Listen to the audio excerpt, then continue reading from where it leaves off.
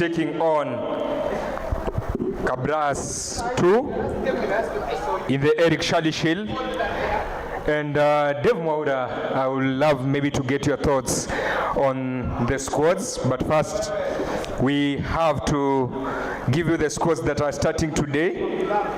So for Menengai, let's start with the hosts. Cabras 2, their squad has been named, and it is as follows.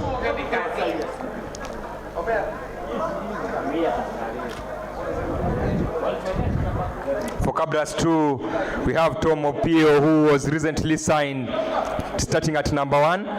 Teddy Akala, Emmanuel Otieno, Hilary Odhiambo, Shem Joseph, George Nyambua, Andrew Angila, Johnson Ombago, Daniel Wafula, Mike Lukusi, Darrell Omondi at number 11, number 12, Patrick Kluivert, Adrian Kwesa, Griffin Chao, James Olela. On the bench, we have Jibril Lugonzo, Darrell Ogot, Mike Muridhi, Frederick Wangila, Steve Odhiambo, Christopher Otieno, Kalistas Wanjala, and Matrix Matangi.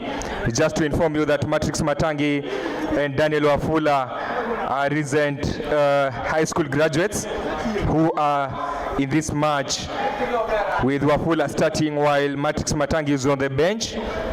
For Oilers, they also have named a strong squad. They have Alan Ochieng, Emmanuel Mulindo, Wycliffe Ogutu, Charles Osgood, who is the captain, Eugene Etale, Calvin Mulewa, Nelson Makoha, Eric Omango, Samson Onsomu, who will be captaining the side. Then we have Tony Okage at fly-half, Wilson Tonya, who was the MVP in the 2024 scrimmage catch sevens, has been named on the open side wing, blind side wing, and then Brian Oyugi and Kelvin Chebet will be in the midfield. Lucky Onyango, Eric Ogutu complete the first 15. On the bench we have Ruben Joroge, Bruce Endovo, Francis Atiti, Justin Lunale, Kelvin Mkoyani, Collins Okoth, Moses Ajak, and Thomas Ombaso. Yes, true that. So, Dave Mwaura, I don't know, what are your thoughts on the starting squads for the both sides?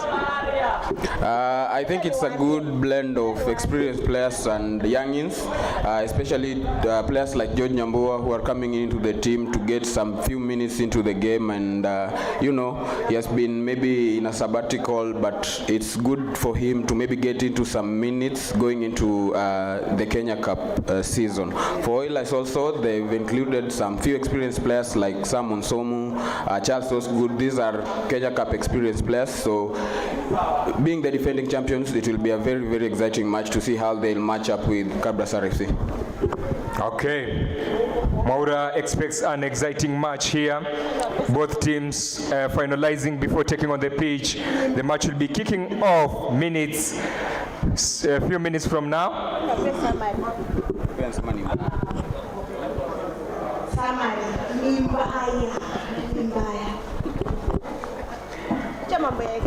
Okay, you've been given the summary there, and Menengai Oilers are the defending champions in the Eric Shali Shield, having done well last season, beating KCB in the final.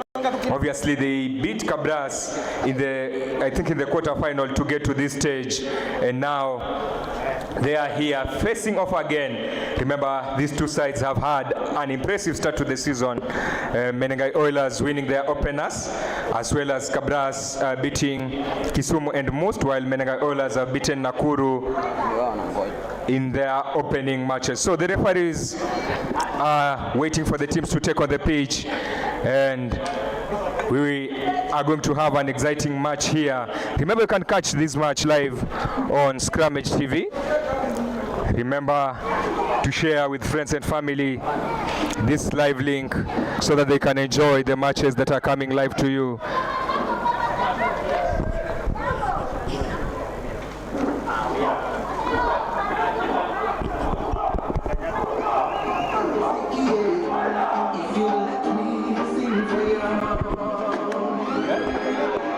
Imeisha bit.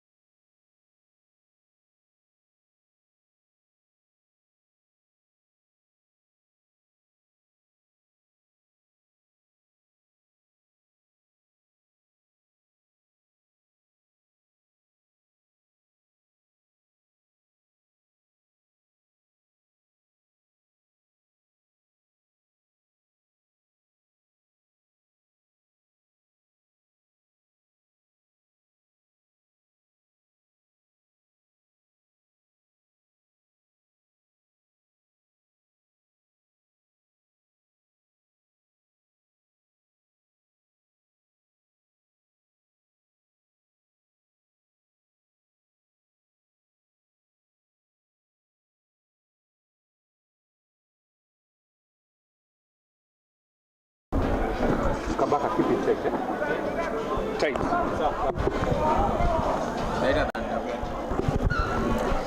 They decide to go for the corner.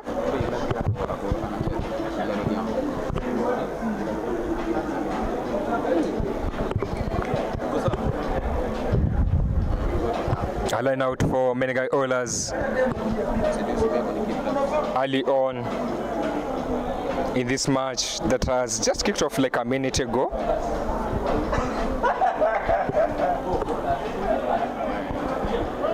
Just to remind you to subscribe, like and share.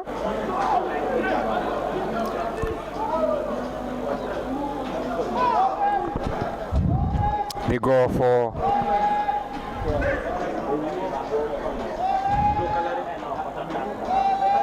that scrum contest.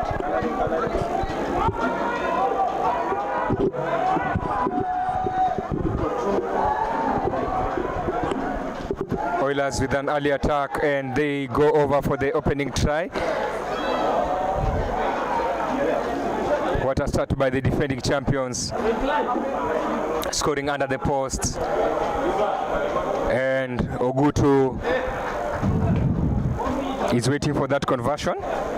Maura, maybe what do you think about this early try by Menengai Oilers? I think Cabras, from their infringement, Oilers decided to go for the scrum, and so far so good for them. They're playing territorial game. So for Cabras, I think it's just it's very early in the game. So I think a few concentration here and there, and maybe we'll see how they'll maybe catch up with Oilers. But so far so good for Oilers. They have been disciplined. Their forwards have been very, very bullish, and they're maybe bullying Cabras forwards. But it's still very early in the game to maybe make comments. Let's wait and see how it unfolds. Okay, for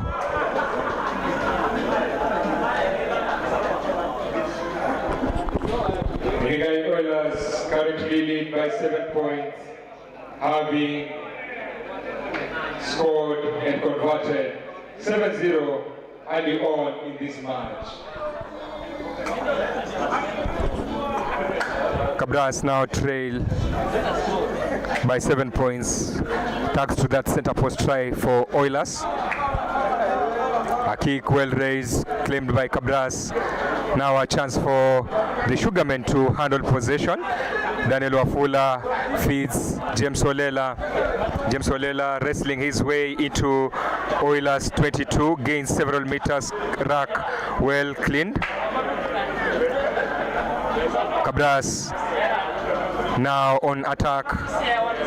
Olukusi receives the ball, plays in Teddy Akala plays in George Nyambua to the winger, that is Griffin Chao, but the referee has spotted an infringement. He says George Nyambua's pass was a forward pass.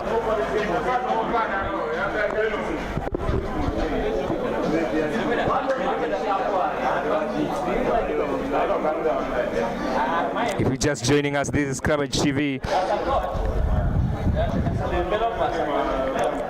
Remember to subscribe, like and share as Menengai Oilers get that scrum. Simon Somo, Kenya Simbas scrum off there with the ball in hand. A chance to exit their territory. Already leading in this encounter. Plays in Tony Okech, who boots it outside.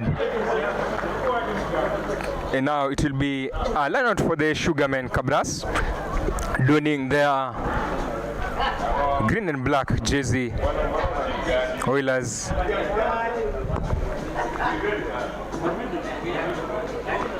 Oilers in blue. A line out for Cabras. Remember, big names starting here. The likes of Teddy Akala for Cabras, George Nyambua, Griffin Chao are some of the top names in this. Hilario Diambo. A line out stolen by Menengai Oilers. Just giving you some of the big names in this Cabras squad. Griffin Chao, he was the top scorer last season in the Kenya Cup. As Daniel Wafula, the man in jersey number 9, boots it, charged down by Nelson Makoha, but loses the ball forward. Cabras survived that one. They nearly conceded another try, Dave Moura. Yes, indeed. Like I said, Oilers are pinning Cabras back into their own halves and maybe expecting them to make some mistakes. And you can see that the charge down was really a very good opportunity for Oilers to score. And I think if Cabras maybe continue playing like this, the territorial game of Oilers will really hurt them. So for now, let's wait and see. It was almost a try for Oilers. They're playing very nicely today. Okay, Menengai Oilers doing well. The youngster there, Daniel Wafula from Butla, just completed his high school. He got his marks yesterday. I'm told he had a B-, and he finds James Olela, who boots the ball out, and it will be a line out for Menengai Oilers. Still just outside the 22-meter line.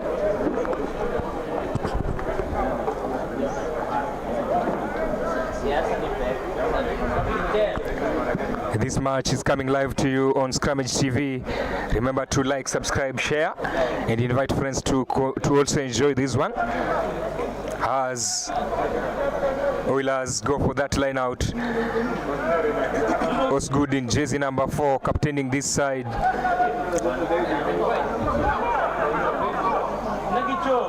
Stolen this time round by Hilary Odhiambo, Kenyan international there.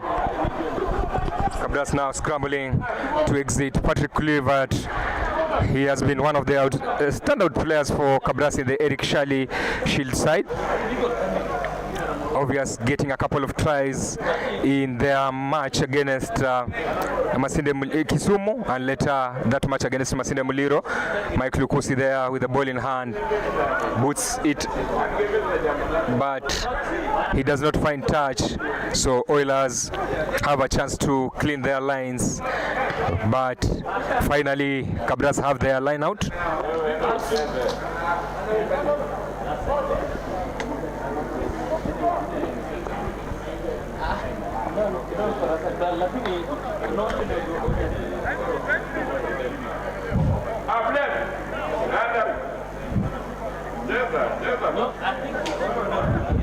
Cabras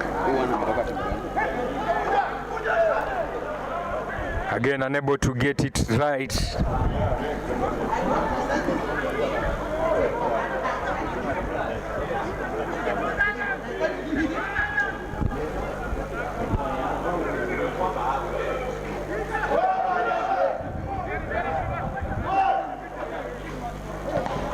Charged down by Shem,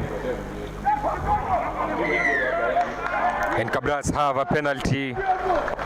Which option should they take at this point?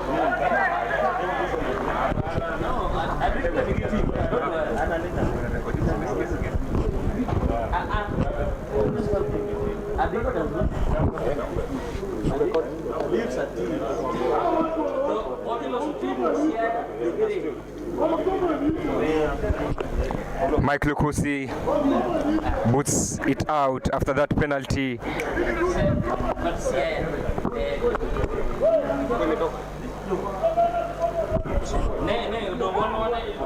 Who is the leader? What's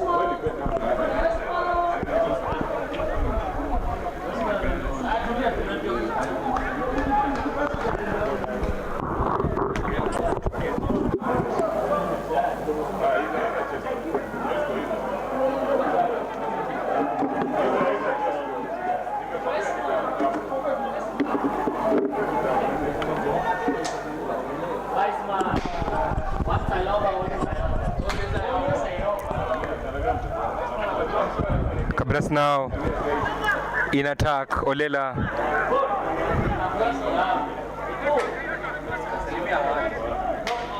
is able to hold on to the possession. Cabras still on the hunt, knocking at the Oilers' doors as Nyambua offloads.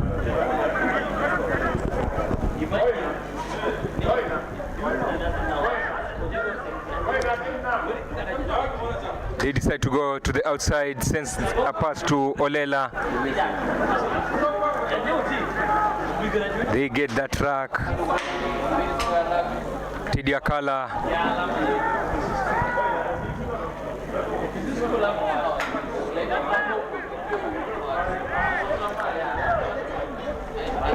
Cabras still attacking, but the referee spots an infringement.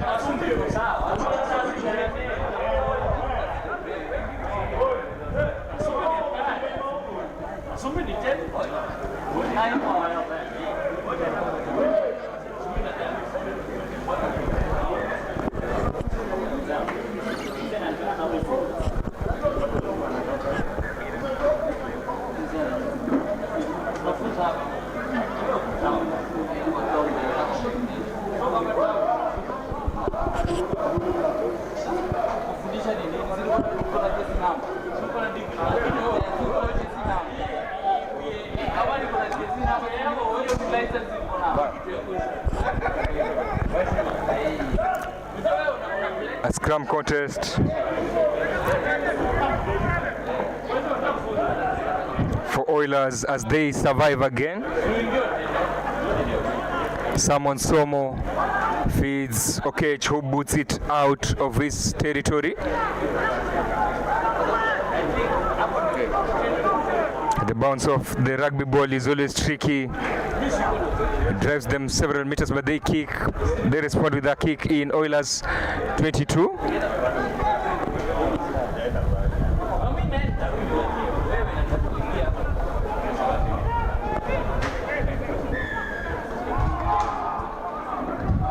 Oilers celebrate after getting that penalty.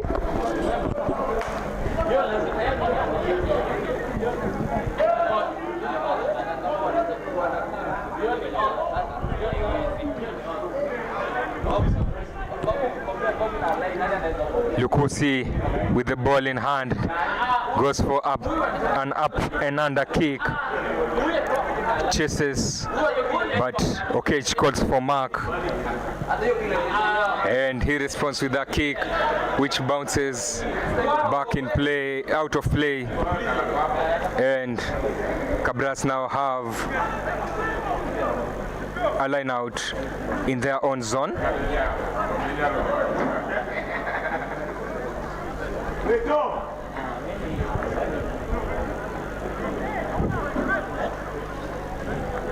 Their lineouts have not been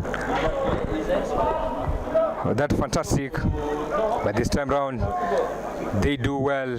Nyambua loses possession as Oilers continue holding on to that slim lead. They are 7 points up. I tried that. They managed to score early on in the match. Just to remind you to keep sharing, liking and subscribing. And you can also, after this, you can also enjoy the Cabras documentary. That was episode 1. Forever Champions. Episode 2 will also be coming soon to you. Okech quickly runs the ball to the left side. Oilers visit nearing that 22-meter line. Onsomo to Okech. The rushing defense line ensures that Oilers lose a few meters. Still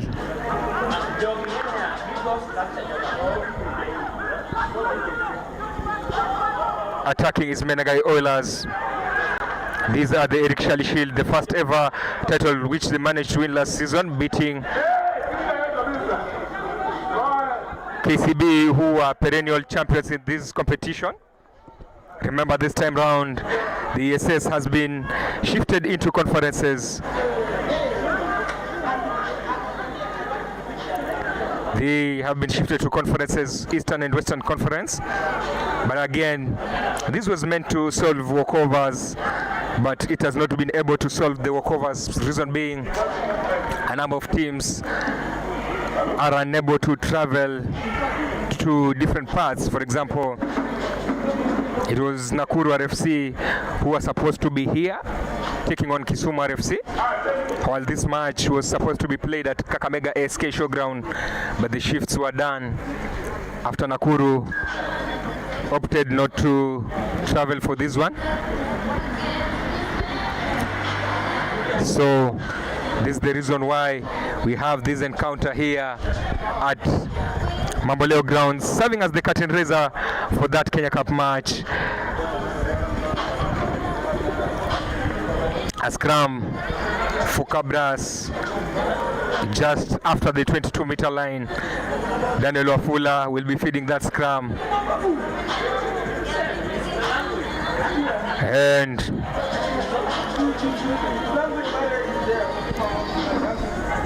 he plays in Patrick Kluivert, former Strathmore Leos and Catholic Monks player.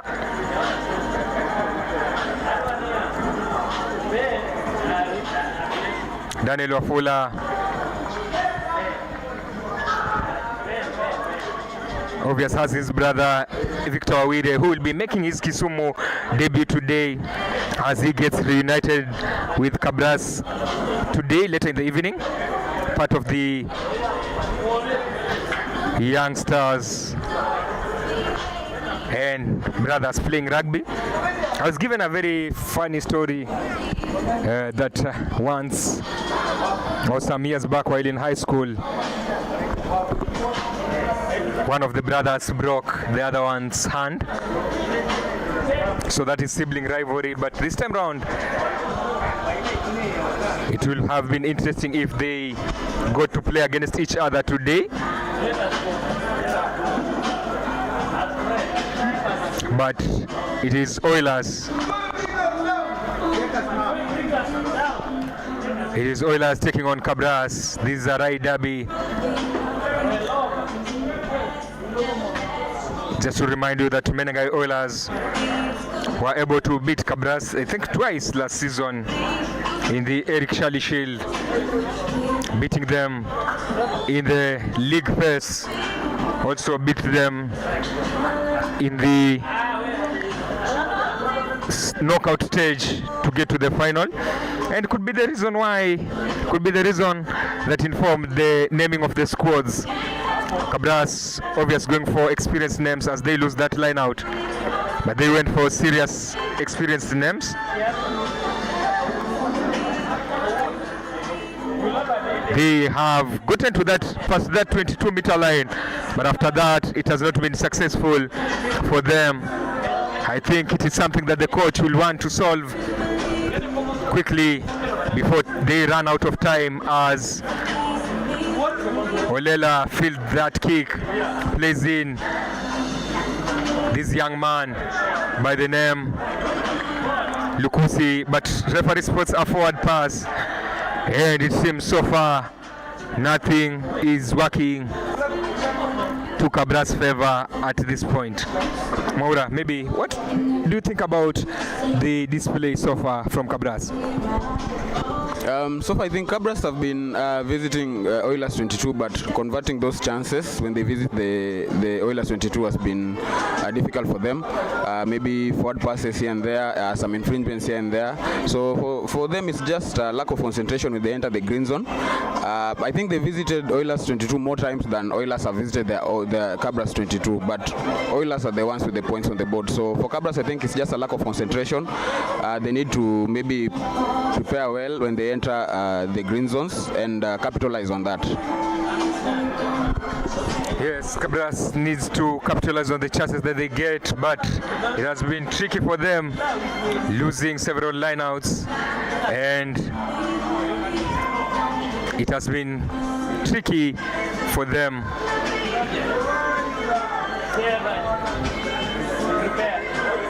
So they will need to do something to change this, because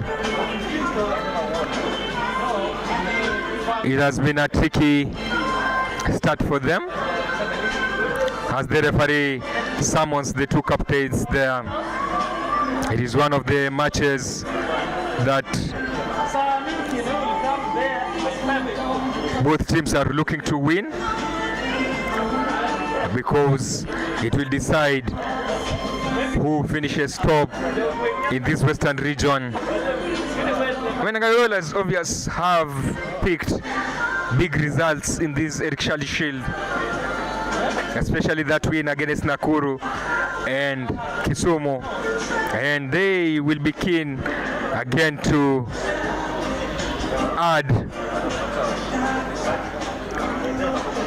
extra points here for Cabras. They know if they win this one, then it will be boosting their chances of finishing top of the log, as the referee spots the ball not being straight.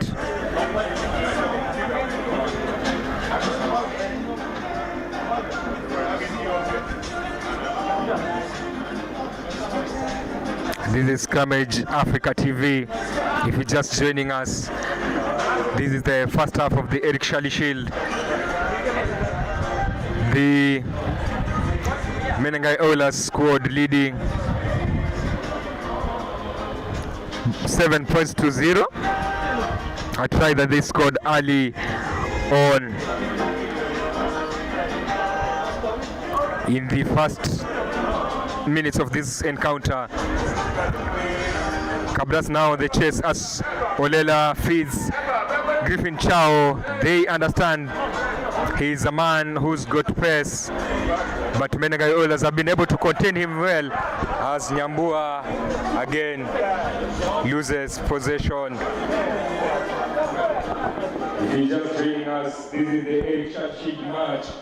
PG Cabras Sugar and Menengai Oilers. Oilers currently leading 7-0 as Cabras choose to go for a scrum.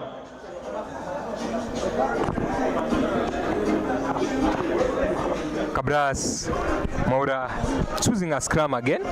Maybe this is the second time they are going for that option. Do you think maybe they will have gone for 3 points? Maybe the gap will have been smaller as compared to right now? Yeah, I think for Cabras, one thing they need right now is to enter the scoreboard. And for me, I think they could have maybe taken the 3 points. Once they've taken the 3 points, you know, the pressure tends to fall off from the players. And once the concentration is there, I think they would have maybe regained the stance in this match. But for now, let's wait and see how it unfolds. Lukusi with the ball to Olela. Olela sees the gap. Olela with the ball, goes down. Of course, Ola's defense staying resolute, trying to defend their 7-0 lead. And the referee spots on the fringe from Oilers.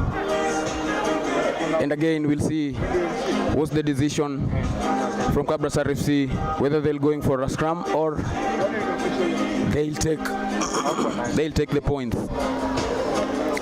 Of course, the referee consulting with George Nyambua. Cabras starts the ball early.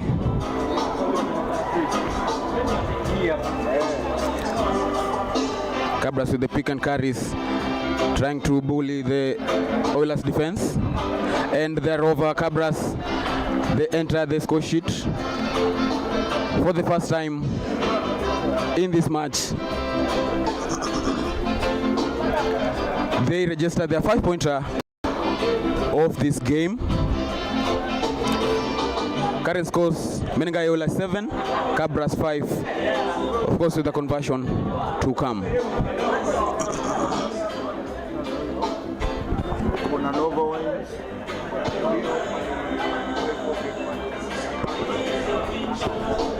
Jerry Olela there are going to collect the ball and maybe try to add some extra points into this match. Remember, if you're joining us, this is Scrimmage TV, the first game of the day, ESS, the Eric Shali Shield, pitting Menengai Oilers, defending champions, against Cabras Sugar. Jerry Olela making his mark, taking some few strides, looking at the hedge. Let's see if he'll add extra points.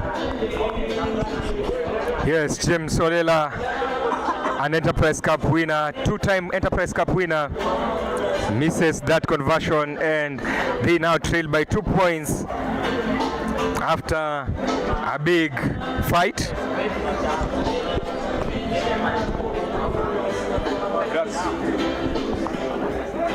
Cabras Sugar have managed to pull back, and they now have 5 points.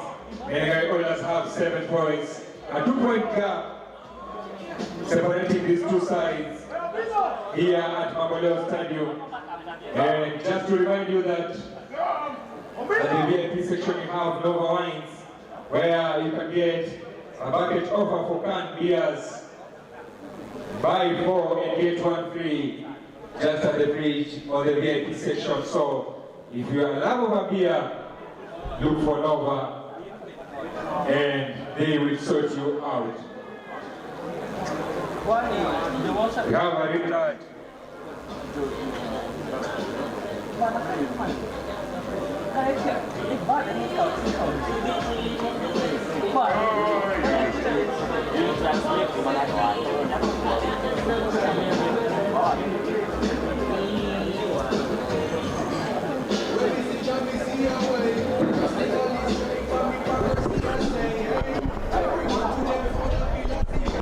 Oilers choose to trim the gap. They have to extend the gap. Tony Okech. Is it Okech or Ogutu? Okech cuts a figure of concentration and misses that kick. Will be having a 22 dropout.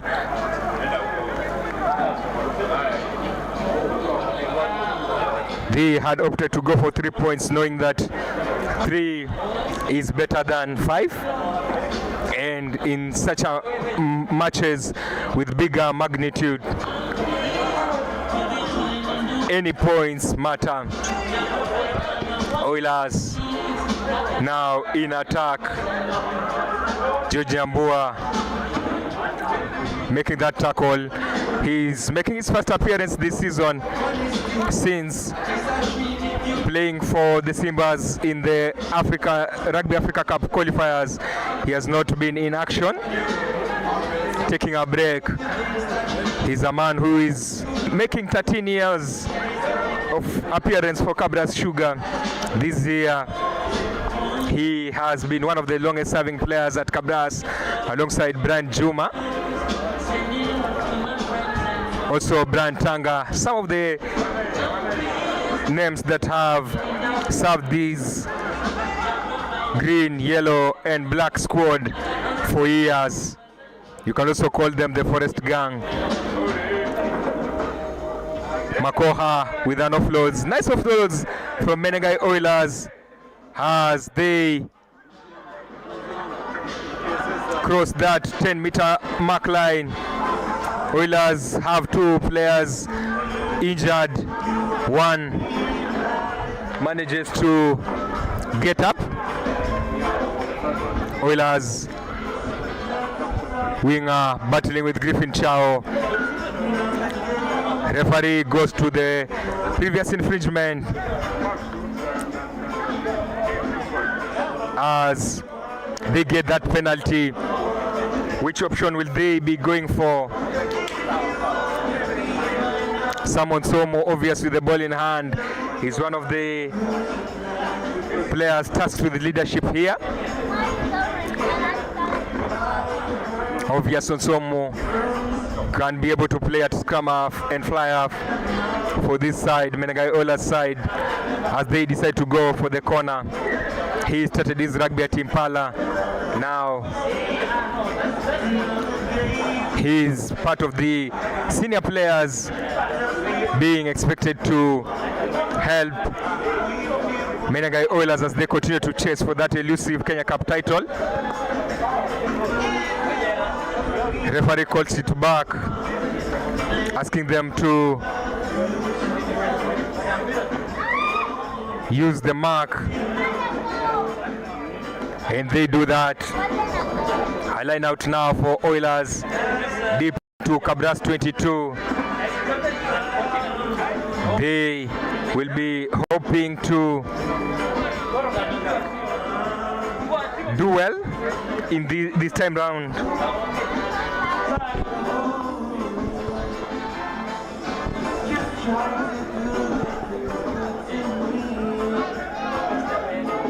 Stolen by Shem, but the referee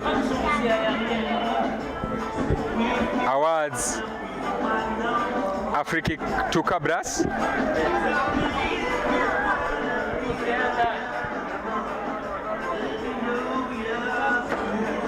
Just to remind you to keep on subscribing, liking and sharing this live stream. Cabras on attack. Lukusi feeds Emmanuel Otieno, formerly Impala. He has already won Kenya Cup with Cabras. Now Shem Joseph, also a former Impala player, drives into that 10 as Wafula feeds George Nyambua, one of the most capped Kenya Simbas players at the moment. Nick Tom in jersey number 1, signed from Walukuba, goes into contact. Cabras still holding on to possession as the referee points on advantage, and will be going back to that infringement following that kick from Wafula.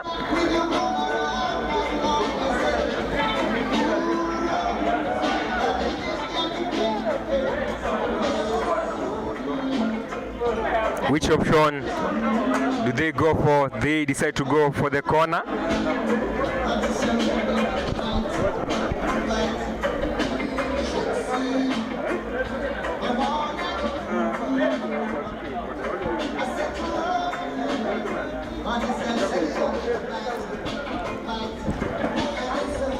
Already Oilers have been forced into making a change. Number 19 thrown in following that injury early on. A line out for Cabras. Teddy Akala, a Kenyan international, feeds Wangila, and they decide to go for a maul, trying to drive that maul.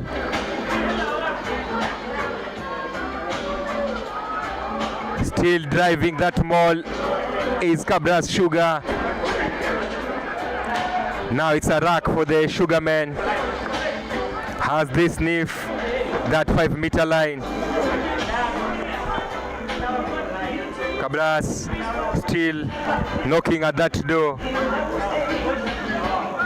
They decide to keep it tight, driven few meters behind.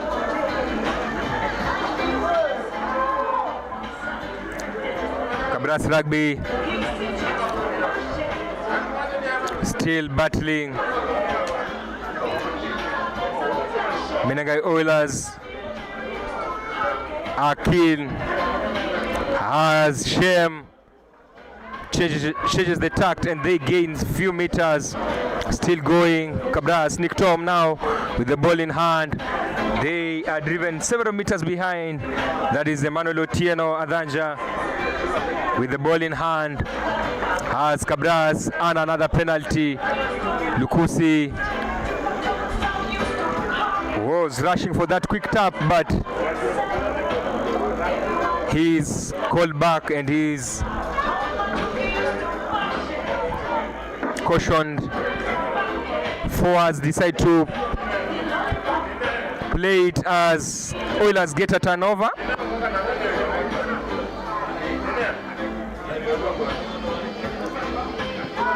And they boot it out, surviving another one. Maybe Menengai Oilers have again defended well at this point, Maura. Yeah. So far, so good for them.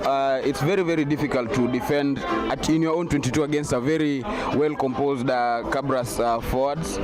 Maybe infringements here and there can happen, but Oilers so far, so good. They've been very, very disciplined. Again, a chance for Cabras maybe to take points, but they decided maybe to go for a quick tap. It's another chance wasted, but so far so good for both teams. Still testing each other here and there, but for Cabras, I think the composure still is missing. You can see maybe some few maybe missed passes here and there. So let's wait and see maybe how the coaches will pan out as they have a line out in the middle of the field. Okay, line out for Cabras. They have again to drive back several meters. And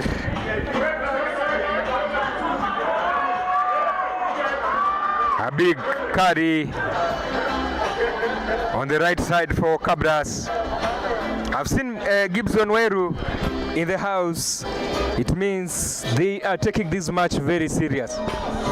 Yes, indeed, being the defending champions, and when you see maybe their head coach Gibson Weru's game, but yes, Cabras, of course, this time they make sure that they take the lead into this game. Yes, Daryl Otieno goes over for Cabras, and now they are 10. It is Patrick Kluivert who made this a beautiful try because he held on, and by a timely run he managed to cross over to beat the defense line, which was rushing, and now feeds Daryl Otieno, for that try with a conversion to come. Cabras Sugar now lead by 10 points thanks to a try from Daryl Uluoch. A conversion by James Olela. He's off the mark, and Oilers now trail by 3 points. Just to remind you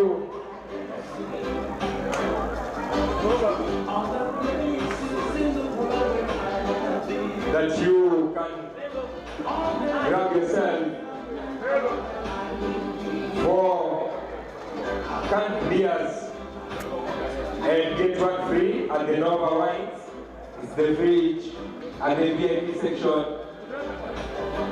If you are a love of a beer, you can grab 4 and get an extra one at the VIP section, thanks to Nova Wines.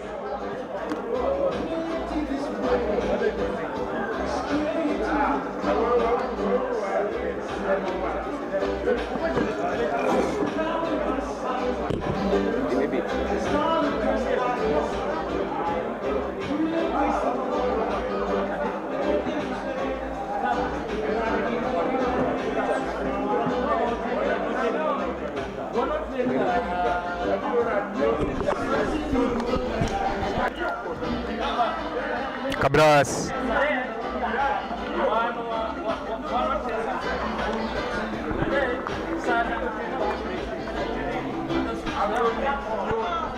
Now lead 10-7 thanks to that beautiful try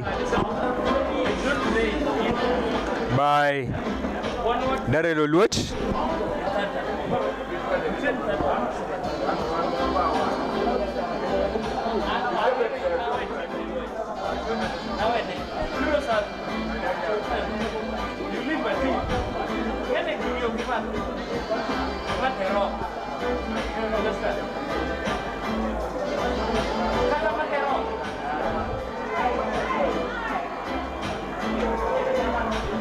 Cabras on attack once again.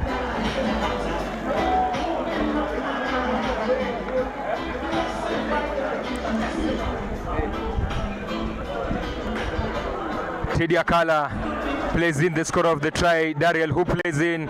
George Nyambua covers that track is Daryl.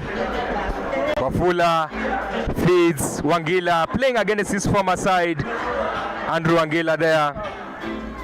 Olukusi Selsadami goes into contact, still pushing for the third try. Kluivert Quick offload on the outside, and Cabras will be going over for the third try.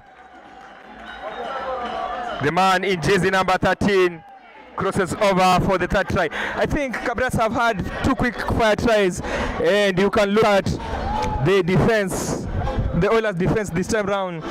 They have a different figure, not the confident figure that they had early on when this match started.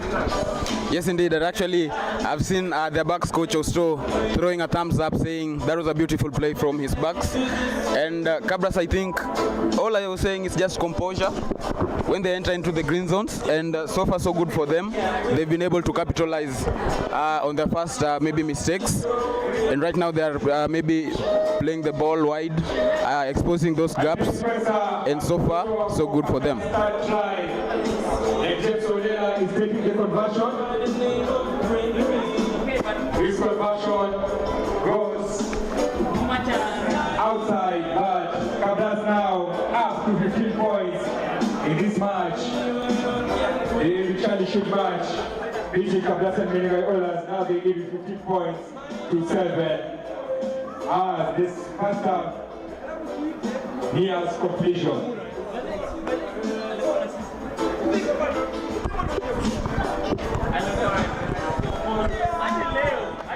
Yes, Cabras Sugar.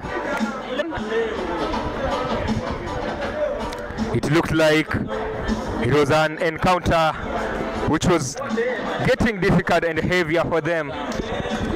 In the first quarter, at some point, they didn't have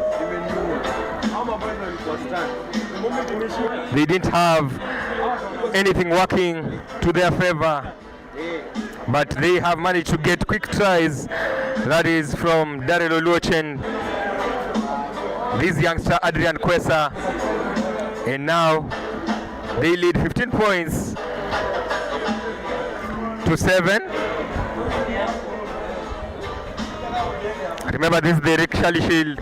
We'll also be bringing live to you the Kenya Cup encounter as Oilers get possession, a chance to hit back, but the referee had already spotted that knock-on. Sometimes you have to be very keen as the referee to be able to spot some of these infringements. Someone saw him with the ball in hand. Remember to like, subscribe, share this live stream to friends and family. After this, we'll be bringing you the Kisumu Kabras match, which will be kicking off at 4 p.m. Oilers now roping their winger, who goes with that big hit on Olela. They lose possession, and it's now James Olela with the ball in hand. Opts to play in Mike Lukusi. Lukusi had already spotted the Oilers defense, who had cut in, and he opted to keep possession. Now it is Cabras with possession. They lose that one. I think the man never expected the pass to come to him. Oilers now on attack, and now we have a Cabras scrum in their 22.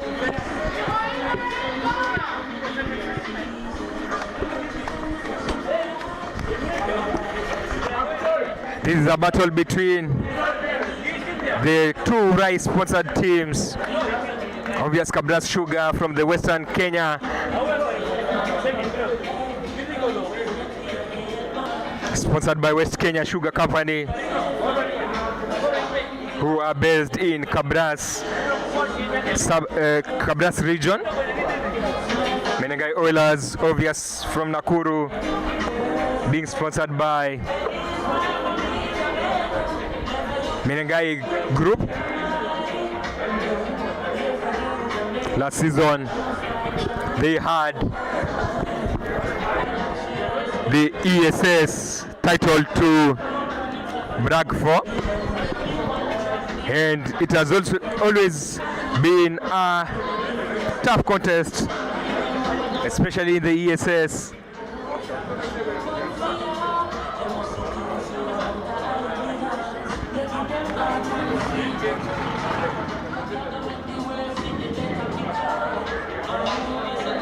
Lukusi with a big boot,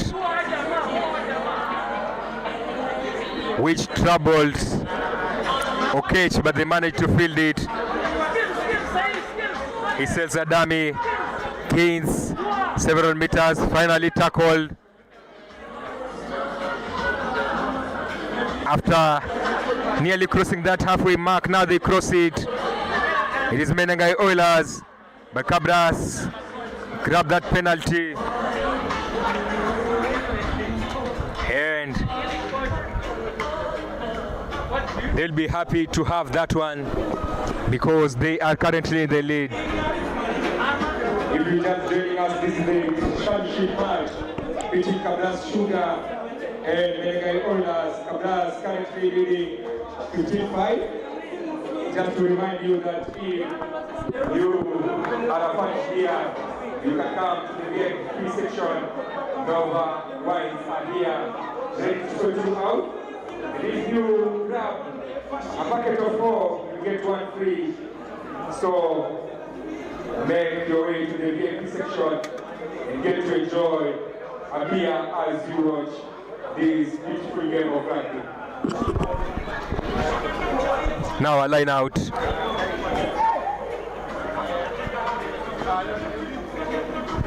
A line out for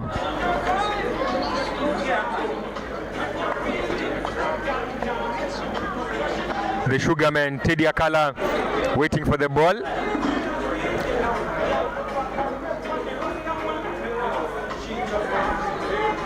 Teddy Akala has been a second choice hooker for Kenya Simbas, with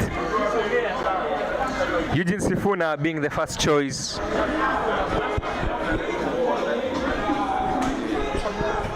As they grab that, but they knock on. The referee didn't see that one. Kwesa again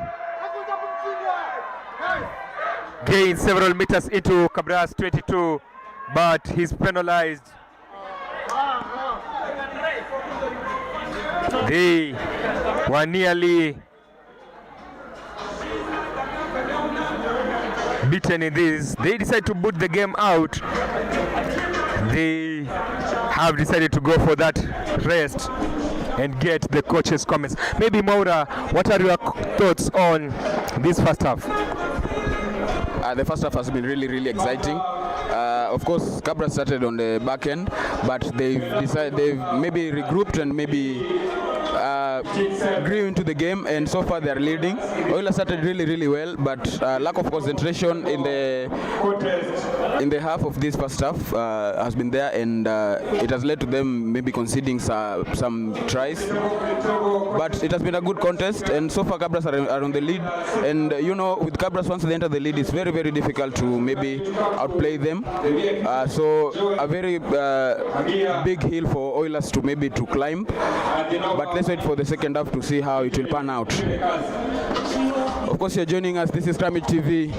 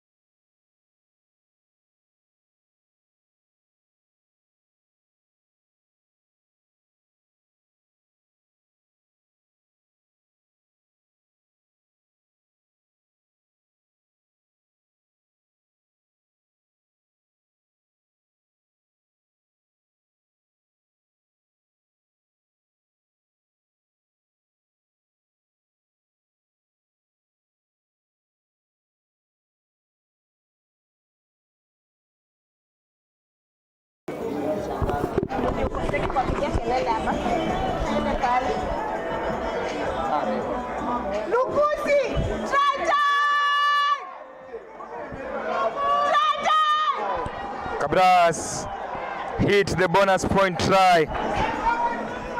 Mike Lukusi chasing there to score the fourth try, Dave Moura. Yes, indeed. He's been having a very, very good game, Mike Lukusi. Again, using his wits. And of course, chasing his kick to dive over and score. Now they move to 20 points in the conversion to come. Of course, James Olela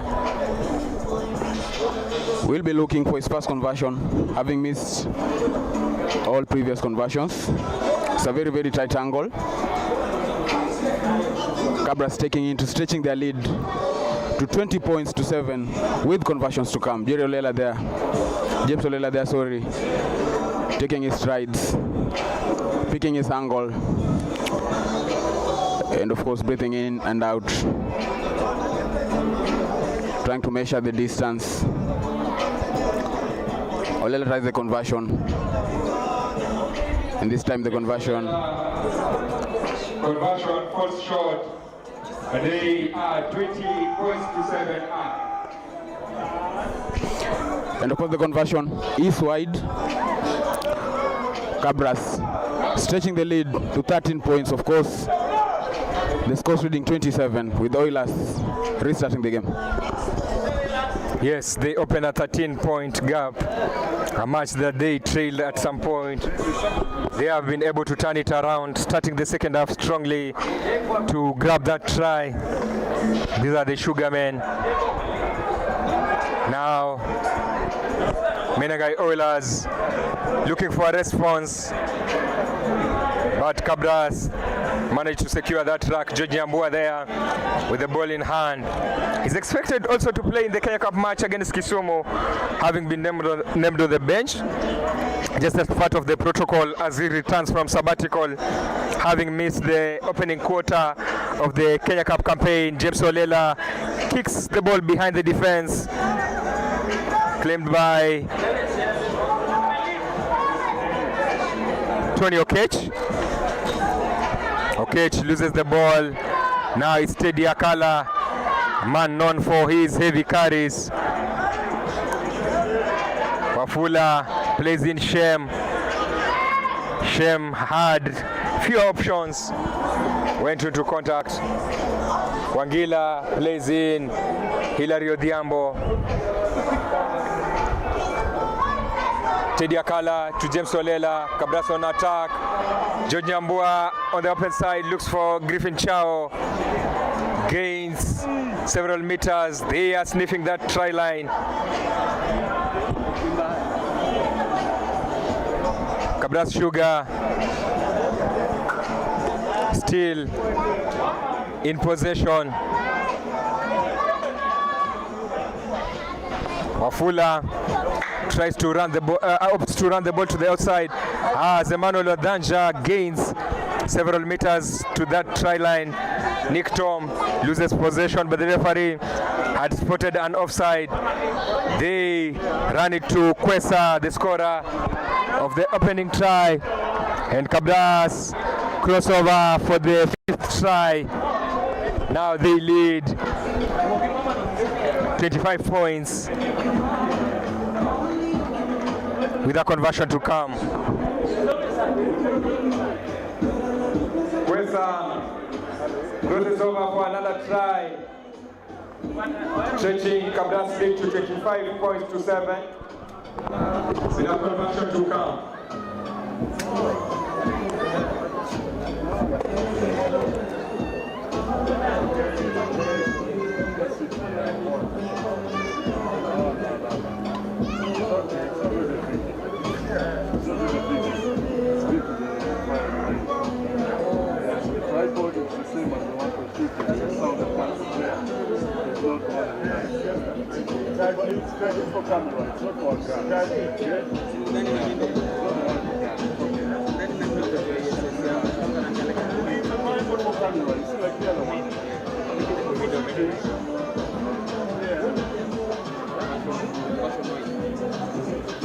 Conversion wide, 25 points to 7 is the scoreline here at Mambaleo.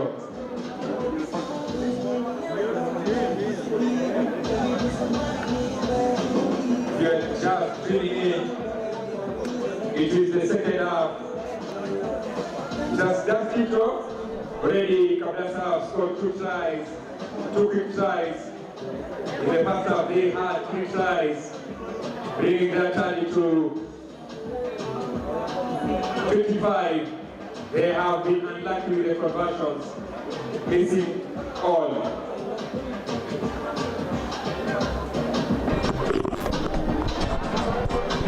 Dave Mwaura, can we say that Cabras are now running away with it? Yes, indeed. I think the coaches' talk during the halftime has really worked well for them. Like I said, once the game was starting, Cabras only needed some little bit of concentration. And as you can see now, the concentration is there. They're very disciplined. They're playing quick balls, and they're hurting Oilers' defense. So they've stretched the lead to some good margin, and it will be very difficult for Oilers now to maybe make a comeback, as the tempo now is with Kabras RFC. Yes, Cabras now looking comfortable in this encounter. If you can compare with the opening minutes of this match, now they are looking good, looking comfortable as Oilers get possession this time round. Driven several meters behind, Samon Somo feeds now. The man in jersey number 6 goes into contact. Oilers still with the ball. Colin Sokoth in jersey number 21, former Koyonzo man.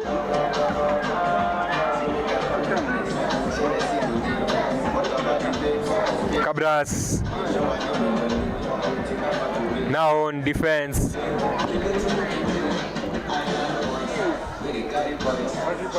As Oilers keep on knocking. Osgood. Nice offloads from Oilers. He missed that man with a brace. Call him Kwesa. Oilers still knocking. They know a perfect response will be crucial at this point. And a perfect response maybe will be a converted try, which will bring them to at least 12 points, as we are still early on in the second half. Oilers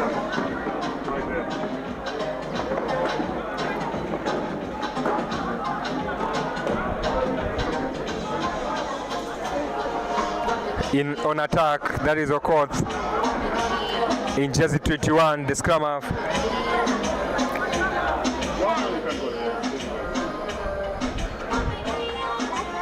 Tries to play at the outside. Okech on Somo. Ogutu switch in play, and he'll be going for that center post. Yes, not yes, they go over, and now they have the much needed try. It's the man in jersey 7, that is Nelson Makoha, former Western Bulls player. Had a season to remember last season in the Kenya Cup, enjoying playtime, and now today he's representing the Eric Shirley Shield side.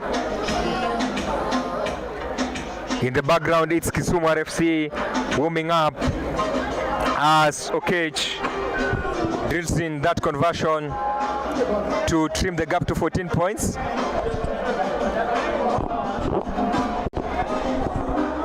And again, Oilers have pulled back with a converted try.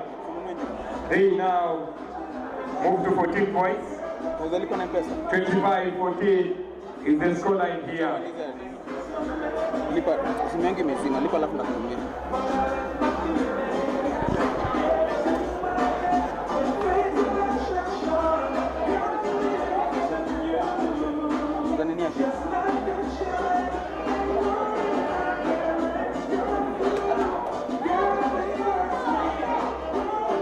Just to remind you about number lines who are partners in this match. They are giving you a bucket offer for canned beers. Buy 4 and get 1 free. Just come at the VIP section and talk to Nova. They sort you out.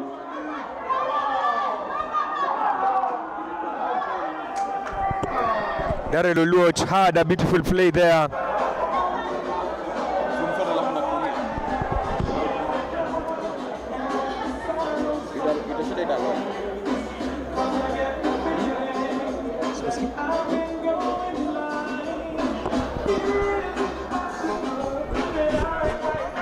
Yes, Daryl Oluoch spent last season here, and he's well versed, well familiar with this territory, obvious helping Kisumu RFC to several wins here at Mamboleo Stadium.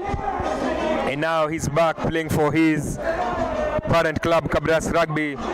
He already has a try in this contest, and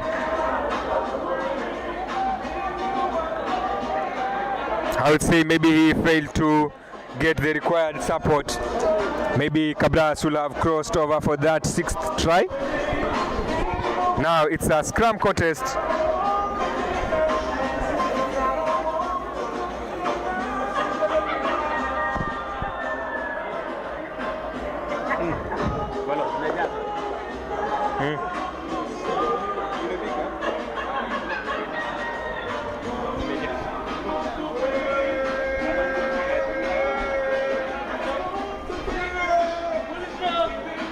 Hii ina charge tu.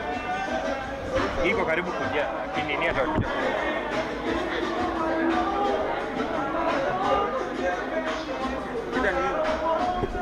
Ikikauka ina block masikio. Sasa itoka hivyo ndio. Ikikauka ina form iko nini? Inapasa window scoop.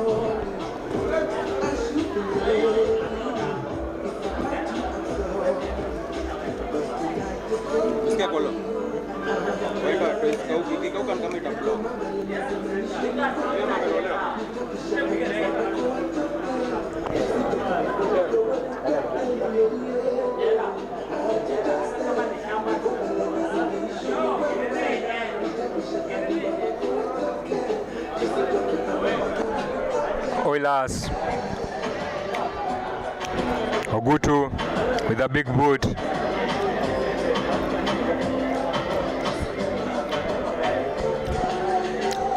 Into Cabras 10.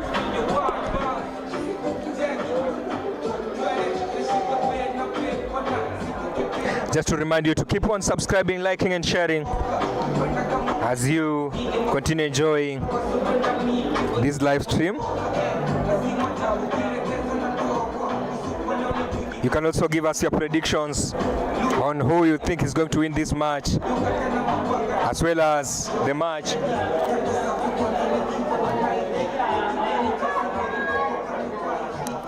between Kisumu and Cabras Rugby. You can also give us the correct score that you think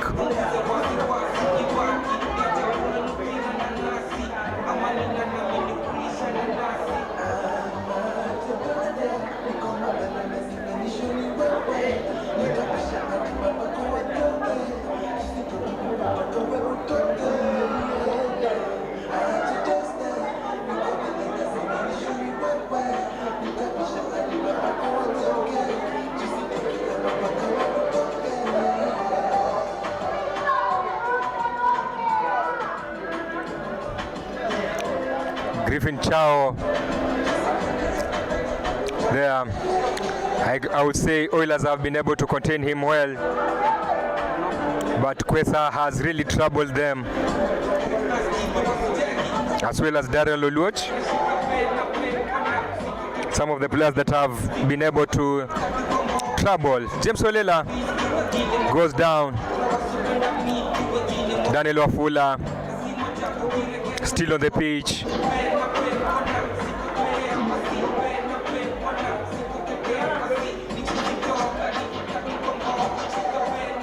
Ombago in jersey number 8.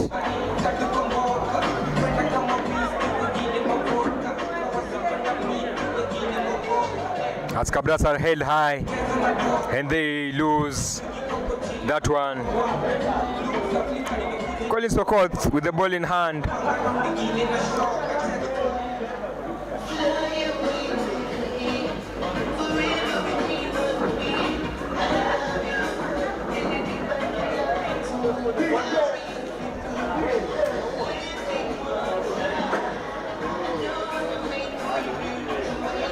A scrum for Menengai Oilers.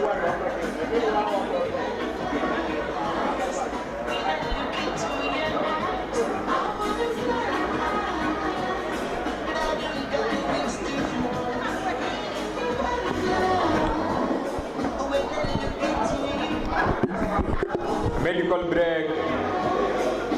The team doctors getting a chance to talk and address the knocks that the players have picked. A time to just welcome you to Mamboleo Stadium if you're just joining us right now.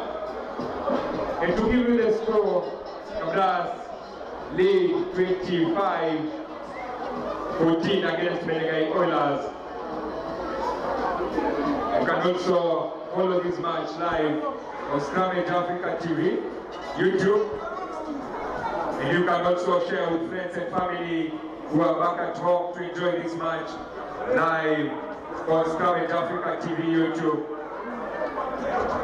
And I also take this opportunity to remind you about Nova Wines, who have a table at this VIP section.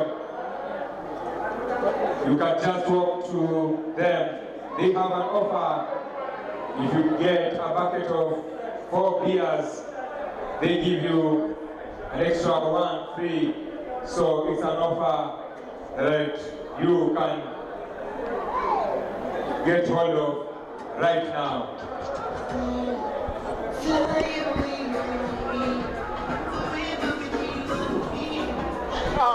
Menengai Oilers knocking, but now they lose possession and Cabras will be having a scrum. I think at this point, if anything goes against Menengai Oilers' will, then it is favoring Cabras. Have almost a 9-point gap separating them and Menengai Oilers. If you're just joining us, Oilers started by scoring early on a try under the post, and it was converted by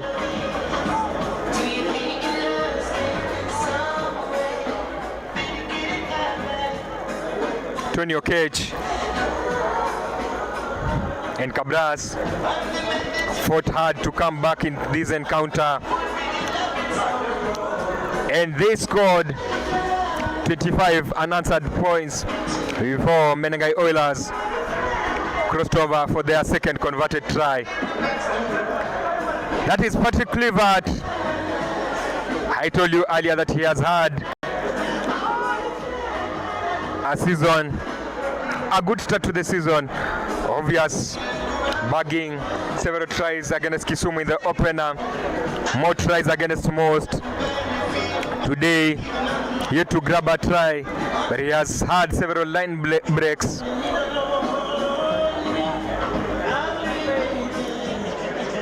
As Lukusi boots the ball behind the defense, taken by Eric Ogutu, a man who played a major role in Menengai Oilers' victory last season in this Eric Shali Shield. This is the top of the table encounter. Already, these two sides are aware of what awaits them.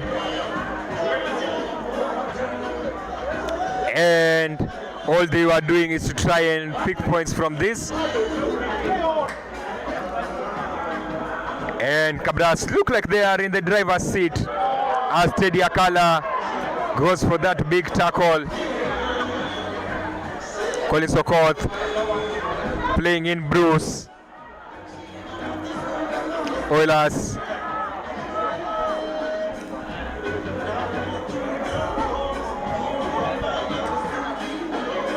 crossing that 10-meter mark line. Ogutu goes for a cross kick, but it is a straight out. The referee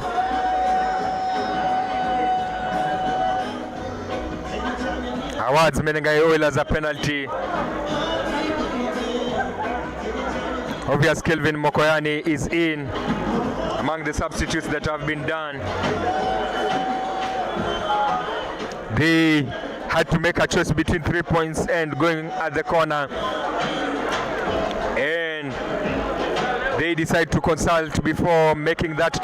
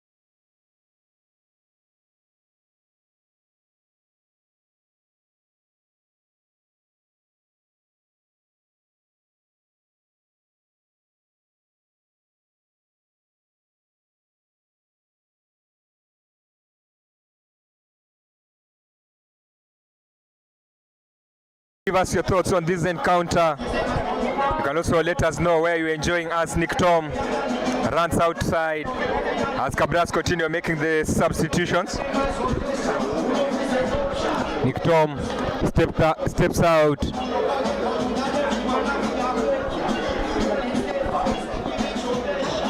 As they make that front row changes, Kenya under 20 forward Darrell Ogot jumps in.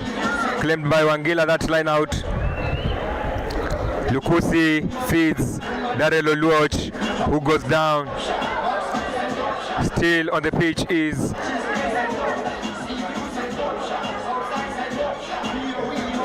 Daniel Wafula, a youngster there in jersey 9. Ran out with Butula. Cabras on the outside. Teddy Akala with the ball in hand, switches play with Griffin Chao.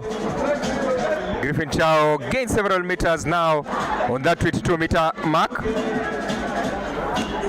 Youngster Wafula, quick hands by Cabras. A loose ball claimed by Adrian Kwesa. Adrian Kwesa still in possession. Remember, he has scored already 2 tries in this encounter. Hilary Odhiambo there, Kenyan international, goes in contact. George Nyambua isolated, but gives his size 2 meters with that, several meters with that carry, but they are penalized for not releasing.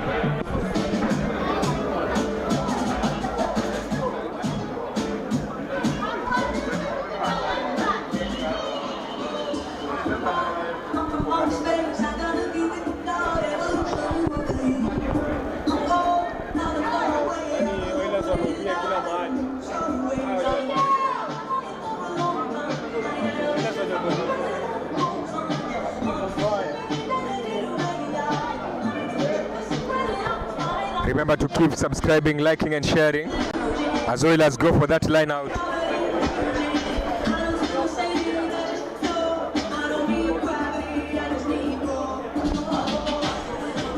Bruce going for that line out.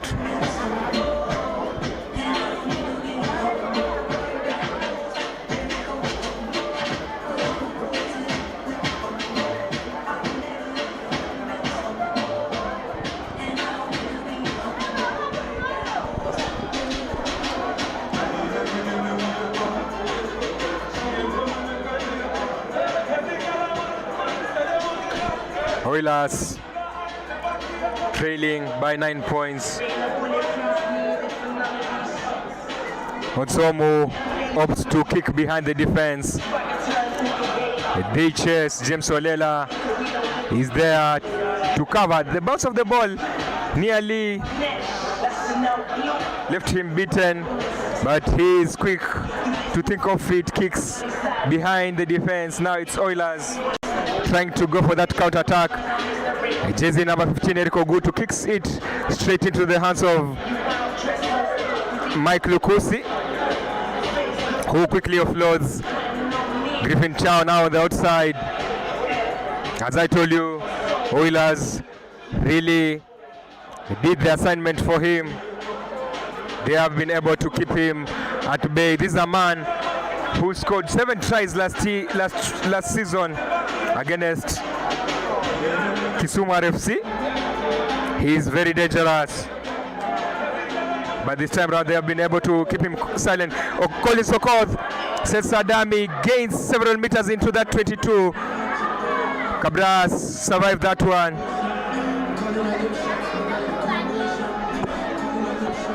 A knock-on. He calls for a knock-on. Collins Ogutu had really read the defense, and he saw them rushing and used the spaces that they had left behind. He gained several meters for Oilers, but didn't have enough support to take him or to earn his side a try. Just to remind you to keep subscribing, liking and sharing this live stream. And after this match, we have the Kisumu Kabras match. And after this, you can now take your time and watch the Forever Champions documentary, where we followed the final steps for Cabras Sugar before that 10th consecutive semi-final win. We are coming live to you from Mamboleo Stadium in Kisumu County or Kisumu City.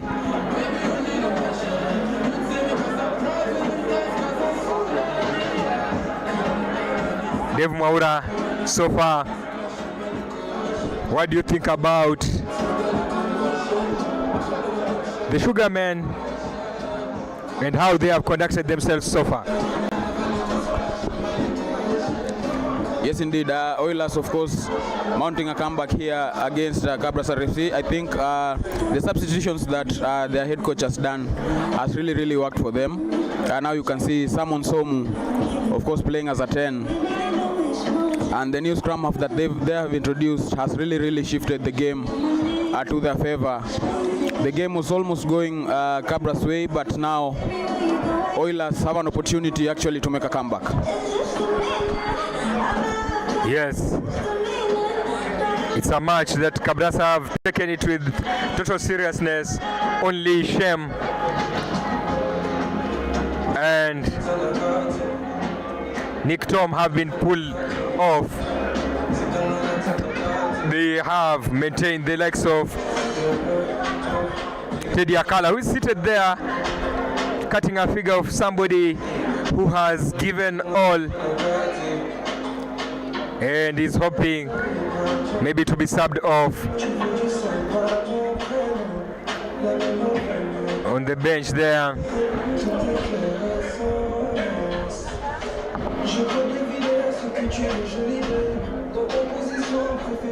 they are issuing instructions. That is Lee Aston, who recently joined the side after a stellar run with Kisii High School and Kisii RFC. He managed to lead Kisii RFC back to the championship after 6 years and won the first ever East African title with Kisii School. Obvious, he's among those coaches leading Cabras, and he's there at the dugout. Obviously being working together with Nick, Max Adaka is on that bench today. He's the man in charge following the absence of head coach Carlos Katwa. They are set to throw in Jibril Lugonzo as Griffin Chao is stretchered off. Yes, Griffin Chao is being stretchered off after picking a knock there. He limps off. Maybe a bad time to get an injury, especially with now crucial matches of the Kenya Cup coming later this year. We also have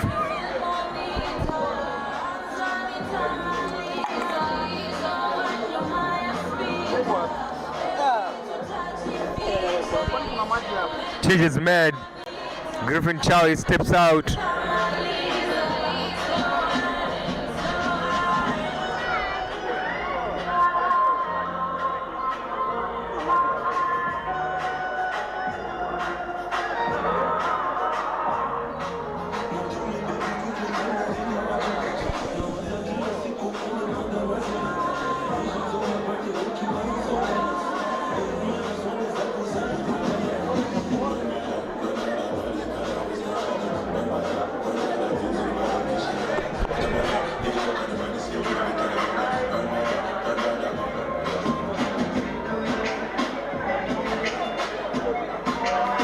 The big one coming up at 4 p.m. That will be Kisumu RFC, the host, taking on Cabras Sugar. Zoila still that line out.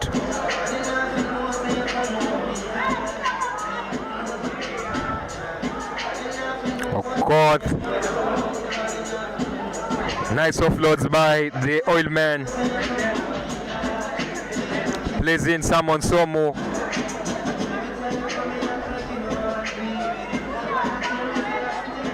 Oilers still pushing. They know another converted try will bring them just 4 points, and that's why they are fighting hard to keep on possession. They know with possession you can be able to do whatever you want. as Hilary Odhiambo stepped out of the defense line to push his man a meter back. Oilers pushing for that try as the captain Charles Osgood gains several meters, almost on that 22-meter line. Samon Somo, but they lose possession. I think they'll be gutted to lose possession at this point.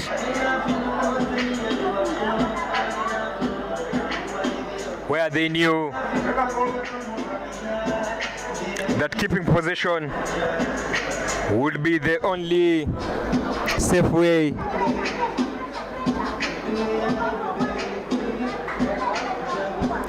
Keep subscribing, keep liking, keep sharing.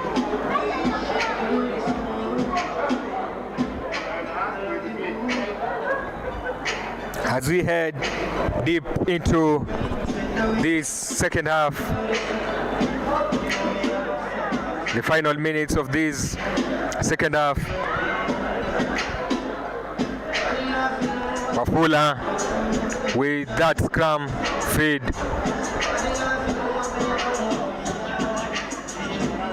He loses his footing. Olukusi with the ball in hand.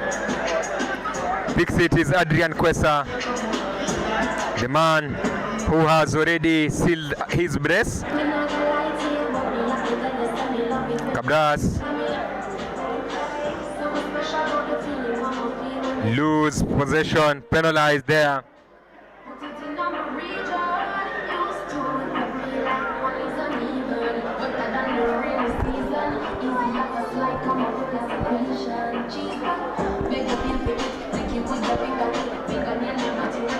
Tony Okech will be going for the corner.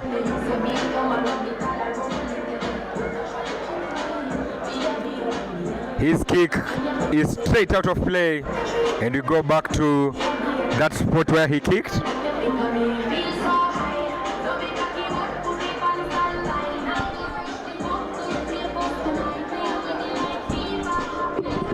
are into the second half of this encounter. Still 25-14. Kabras leading with 25 points. Menengai Oilers have 14. And just to remind you, if you need a beer, you come to the VIP section. Nova Wines are there to suit you. They are giving you an offer of grabbing 4 canned beers and getting 1 free. That is the offer that they are giving you. So walk to the VIP section, just at the fridge there, and you can be able to enjoy a drink. Cabras Sugar chasing for that 6th try. Already they have a bonus point locked in. Jibril Lugonzo, but Cabras lose the ball forward. A scrum in Oilers zone. They'll be happy knowing that they are in the enemy's territory and not in their own territory.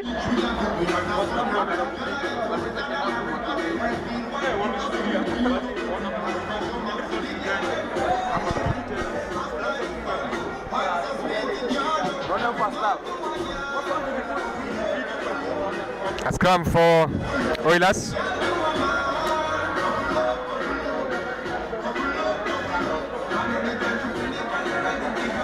Penalty for Oilers. What do they do from here? It is for Ogutu to decide. He goes for the corner, gaining several meters.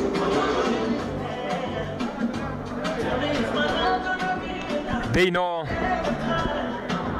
they need a try to get closer and closer and closer. So far it's 9 points separating the two sides. What's good? They go for a long throw.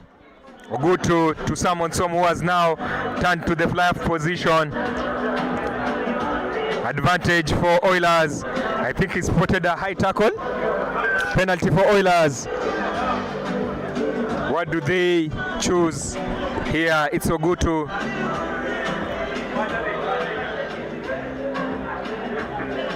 Choosing.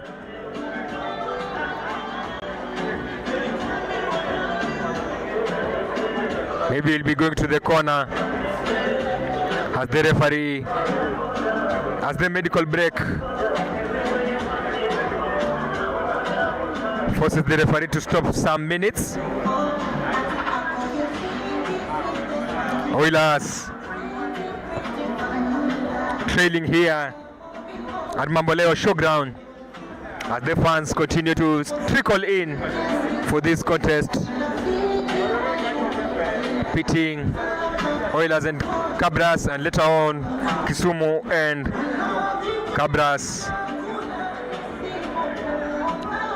Yes, Cabras decided to move this ESS clash here to give us a double header. It was Nakuru who were to come here to face Kisumu, but they did not travel.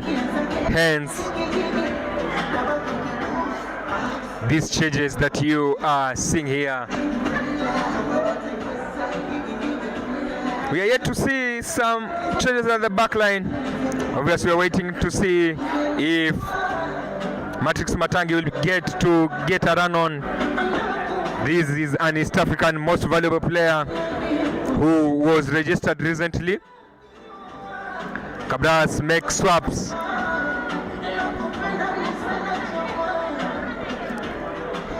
In the back line.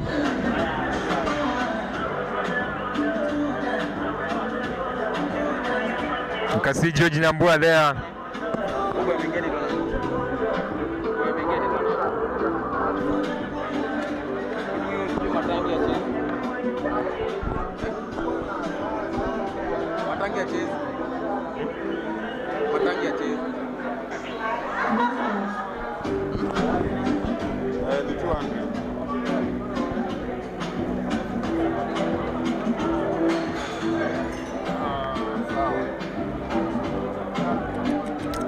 Otieno Crispin stepping on the pitch in jersey 21 as Darrell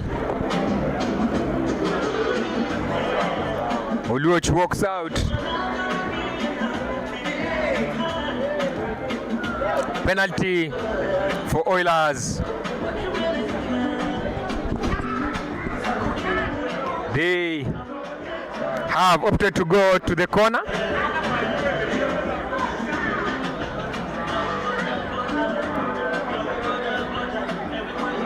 Yes.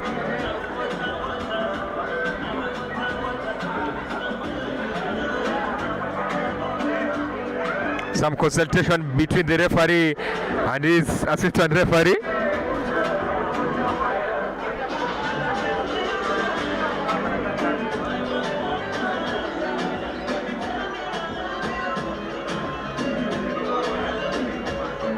But they say the ball went out of play, and Olukusi kicks it deep into the 22. Jibril Lugonzo chasing. You won't know he's a hooker. He's got pace, and they boot it out. A line out for Cabras. Now a chance for them to push further, and if they are able to get a try, they'll be sealing this victory already with a bonus point following that. Those 4 tries, should they win or lose, they already have a bonus in the bag. Yes, a bonus is after you cross 4 tries in rugby, 15th that is. Once you cross the 4 try point mark, you have a bonus point. Should you lose or win, you will at least have something.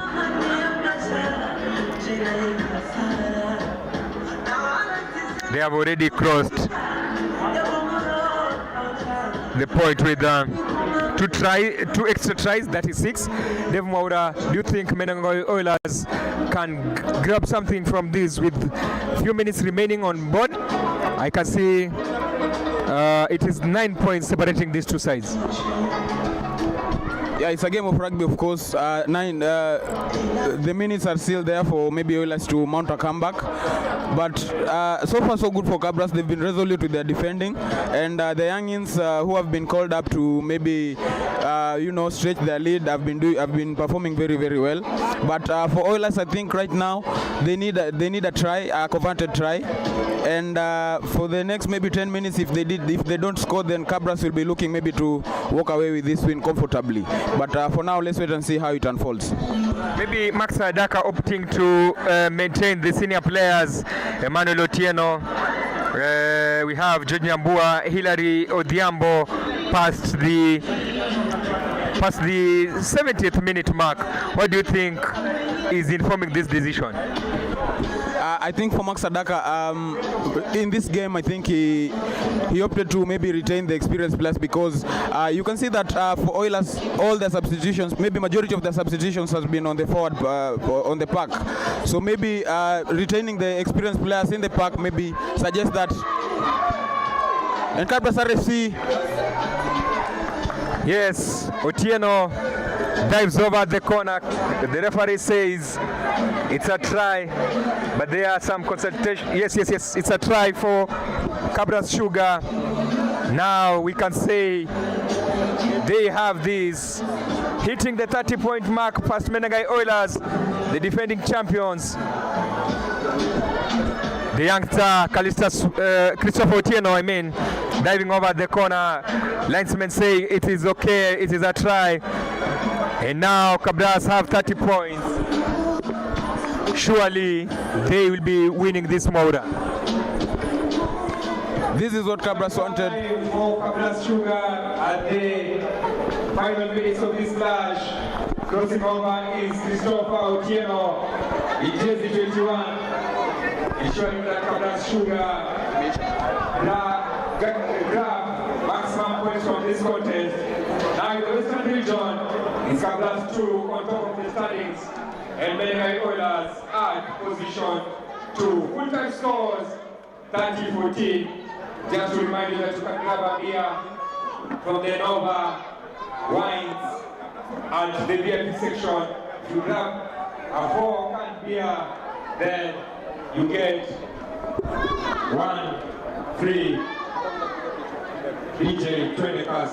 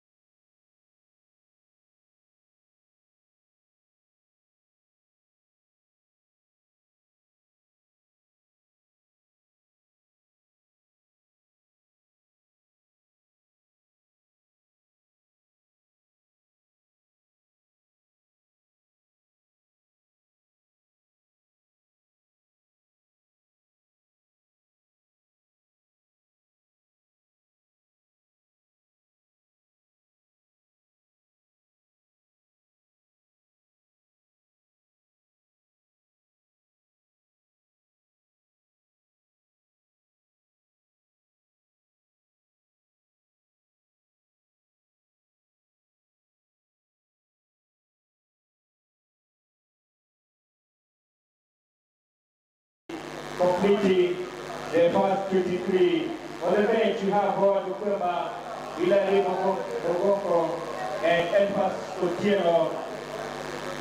On the Cabras side, we have Ibrahim Odwon, Eugene Sifuna, Asuman Mugerwa, Patrick Lumumba, David Buduki, William Wanji, Collins Ideche, Jason Misoga, Joey Maruti, Mario Pono, Marian, Victor Otieno, Otto Ford, Adela Chwendwa making his first start, Marcus Simo, and Eric Katona. On the bench, you have Gibson Perez, who spent last season here on loan. Now Edward Maura, Hilary Wanjilwa, Milton Itali, George Nyambua, Alfredo Rege, youngster Brian Kiptanui, and Samuel Omolo completing the first 23. The teams are in the tunnel, ready for this. The big one, take up encounter between the Sugarman and the Brave Heart.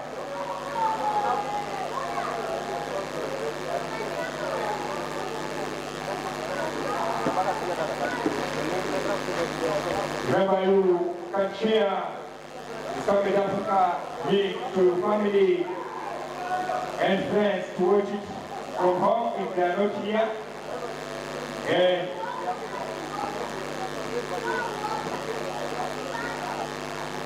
And we'll be having 1 minute of silence for Chano, who passed away early this year. Once the team gets on the pitch, we have that 1 minute of silence for the departed Chano, who played for Kisumu, Kisii, Homeboys, Kenya Harlequin, and Trust Models.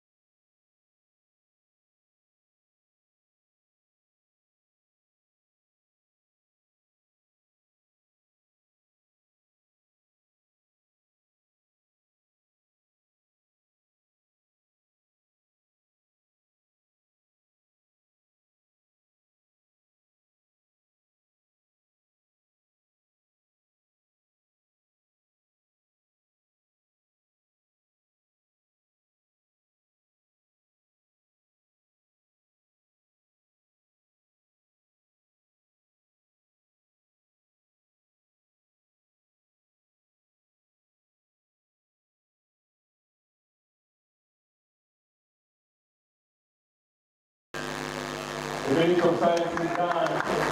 Now we are into that match. It is the fourth match of the season, or round 4 match. And just to remind you that it is a fixture that has been decided by the Sugarmen, by Kisumu, at a different side this season. And they'll be looking to bring their A game. This being the second home match for the Brave Heart. Joining that beautiful white jersey, Kabras Sugar in the luminous and green jersey. Enjoy.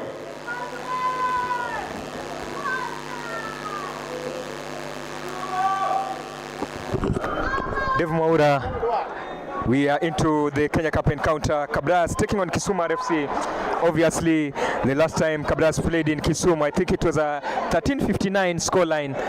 And the other matches have been in Kakamega last year. It was a bad one for the Kisumu side because they lost 137. 7 to Kabras Sugar. But we were here when they played against KCB. They gave a good account of themselves, scored early on. Should we expect a tough contest, or what should we expect? Yeah, this is a very exciting fixture for Kisumu. This season they've been really putting effort. Their game against Nondis and their encounter against KCB showed that they're a team, if you make mistakes, they'll always punish you. But this is a different Kabras side that comes to play at Mamboleo. I'm expecting a very intense match, especially this is the first match of 2026, Kenya Cup returning. Cabras have always been dominating this fixture, so personally I'm expecting Cabras to dominate this game. The experience, the players, and all things points to them maybe registering a win here. So if you're joining us, this is Ramage TV. Let's enjoy the game. Cabras Sugar starting brightly, looking beautiful in those luminous jerseys. Kisumu also looking beautiful in those white jerseys. And we get that penalty for the Sugarmen as Barry Young takes that ball to look for that corner. Barry, one of the players really loved by coaches, he fails to get the touch, but they gain possession again. Now they attack the right side. Valerian Tendwa making his first appearance, but the referee calls for an infringement. They had started strongly, but the referee says it is a forward pass to Valerian Tendwa. You can give us your thoughts on this encounter, and we'll be reading some of the comments that you will be putting up there at the comment section. Maybe let us know where you're watching from. How many points do you think Kisumu is going to score? How many points do you think Cabras is going to score in this encounter? Tell us there at the comment section as we get into the first half of this encounter. Already Cabras 2 has beaten Menengai Oilers 30-14 in their first match, the Rikshali Shield. A scrum contest there as they shove Kisumu. Referee penalizes Cabras. Remember to like, subscribe, share with friends to enjoy this live stream.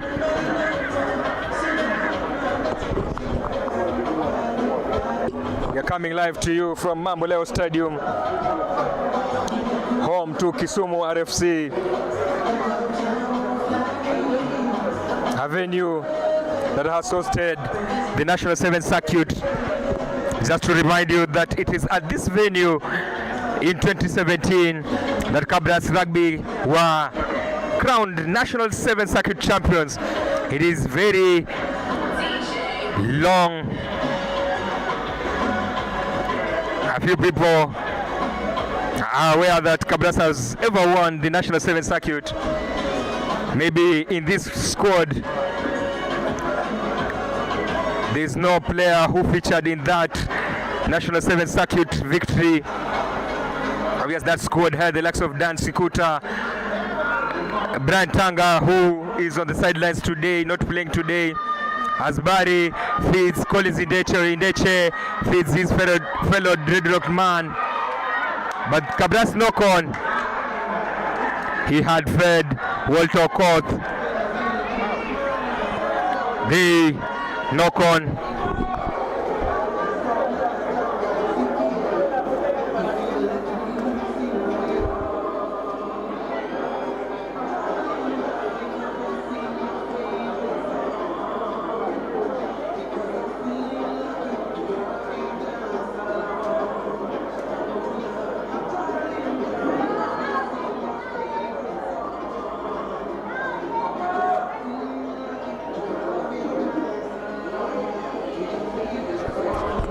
Another scrum. This is the third scrum in this encounter. The Sugarmen defending. They got penalized in the second scrum they had. They have a strong shove, but Kisumu managed to keep possession.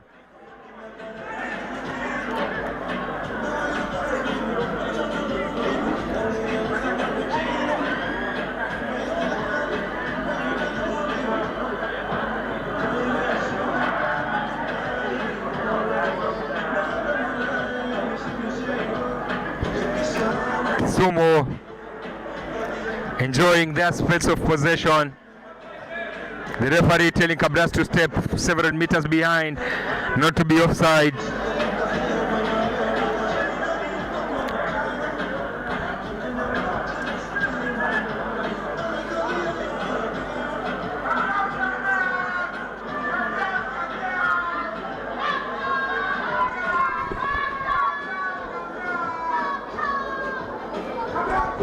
A penalty for Cabras. They decide to go to the corner.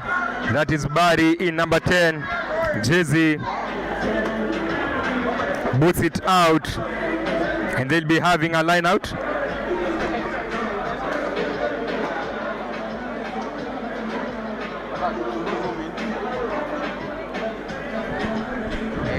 A line out, well claimed by a man in jersey 4. That is the Bunduki. Going is Jinson Misoga. Quickly to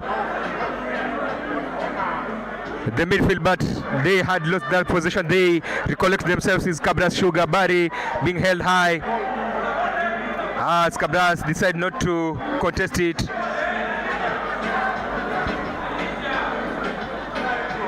Now they have decided to contest it,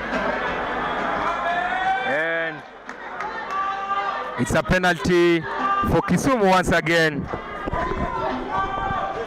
Kisumu will be happy with the proceedings, how they have gone up to now. As Cabras captain Eugene Sifuna is called there, given instructions to pass across to the team. Referee not happy as Kisumu's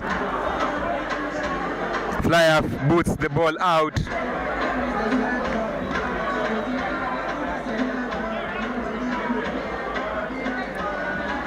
You can enjoy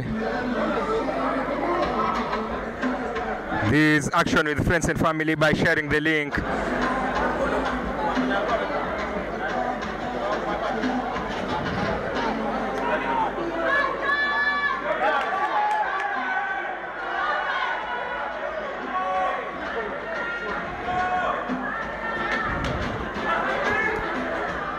Still, it's Kisumu who have everything going to their favor.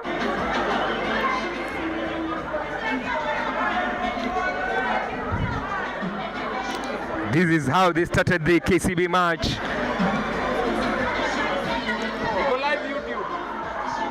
They fail to claim. They managed to claim that line out. Walter Ambe releases his prop but loses ball in possession, and it's now Cabras in attack. That is Valerian Tendwa to the man on the outside is Matthias Osimbo, quickly picked by Cabras. That is man in jersey 4 with the contest there. Roy Maruti feeds captain, and Ideche goes in hard. Roy Maruti still in possession. Cabras Sugar, they play in Walter Court. William Wanji, former Kenya Sevens international. Roy Maruti now attacking the right side. Plays in Barry, Walter Court, spots a gap, feeds the man in jersey 4, Patrick Sabatia, and Cabras have the opening try. Dave Mwaura, what do you think about Cabras' performance so far? Yeah, of course, Cabras organized very, very well. Walter Court, obviously, he's been dazzling this season, spotting those gaps, and he offloads the ball to Patrick Lumumba, who races on to score. Cabras so far have been dominating in this game, and I think with the first goal of the game, I'm expecting a very, very big score for Cabras today. If you love beer, remember to walk by the Nova Wines. It is Eric Cantona looking toward the extras. He sizes up the field, sizes up the distance. And if you are buying 4, you can get 1 free. Eric Cantona today playing at fullback. So be sure that you go to the Nova Wines and Spirit. The conversion is wide. Cantona misses that one. Cabras goes into the lead 5-0. And If you're joining us today, this is Scrummage TV. Remember, this is Kenya Cup match. Kabras RFC playing against Kisumu RFC. Current scores, Kabras leading 5-0. come at the getting section, you'll see guys selling it. You can get the white one or the blue one. They are all here so that you can also look good as Kisumu RFC are looking.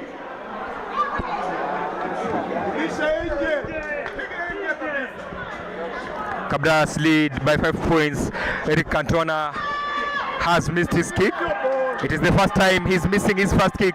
Cabras Sugar on the attack. Sifuna plays in. The man in jersey 8, that is Kenyan International. They fade. Number 15, Cantona. Cabras still holding on to that possession. They cleaned that one. Quickly passed to the outside, but the referee has spotted a penalty. And Kisumu RFC survived that one. It was a quick attack by Kabras RFC. Quick passes, looking to put more points early on in this encounter.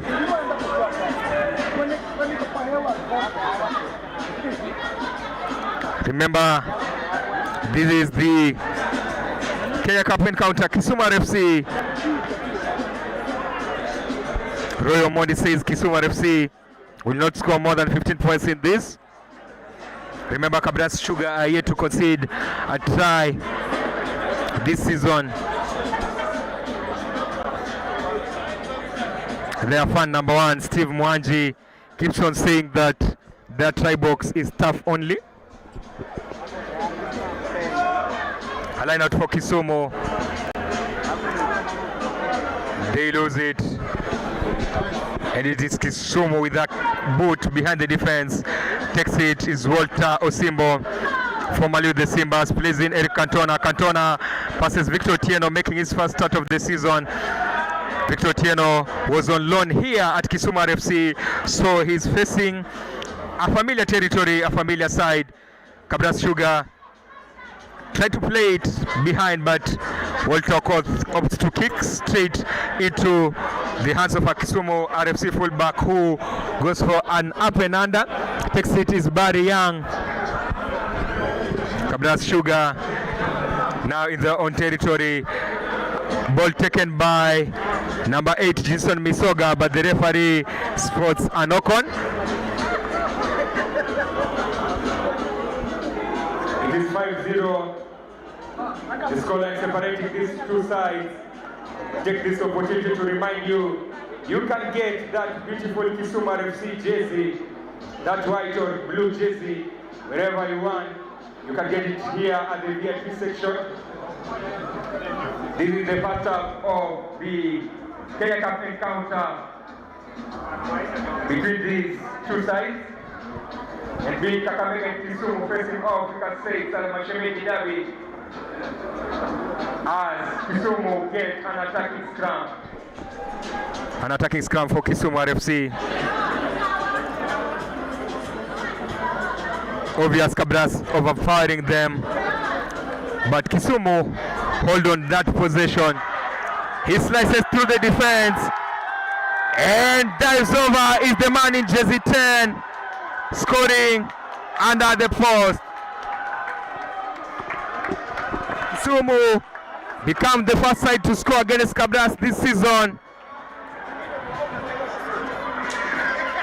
Kisumu RFC are the first side to score against Cabras this season.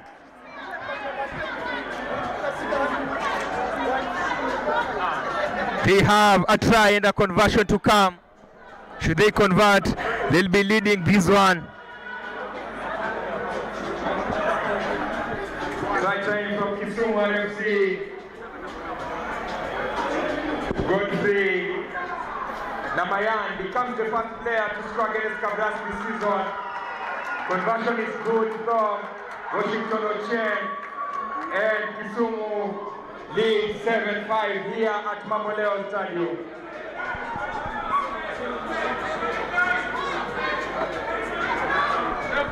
Finally, the Cabras defense is breached.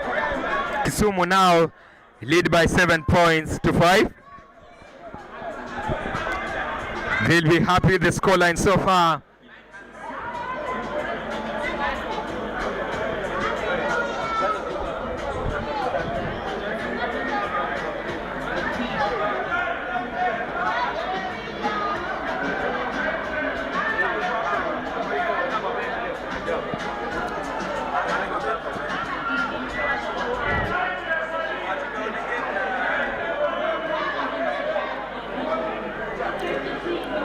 Cabras Sugar looking to get a turnover, but Kisumu are quick.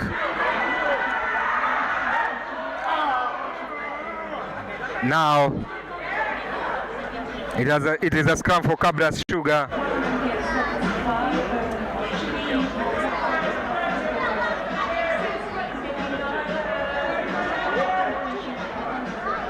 Kisumu obviously looking to upset the champions here at Mamboleo grounds. I told you that the last time Cabras played here,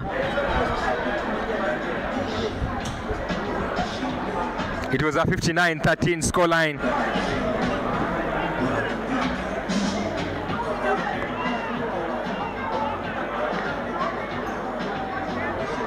Just to remind you that you can subscribe, like and share as people continue enjoying this from different parts of the country. Jason Misoga plays in Roy Maruti and Cabras attack. And Eric Cantona with a try for Cabras Sugar. A perfect response for Cabras Sugar. They move to 10 points with a conversion to come. By time, Cabras Sugar scores through Eric Cantona. They move to 10 points with a conversion to come. This one looks like a thriller early on. And I would like to remind you that you can have that Kisumu RFC jersey at the VIP section. You can also grab a beer from Nova Wine at the fridge, which is at the VIP section. They have an offer where you grab 4 cans and they give you 1 extra free. Eric Cantona.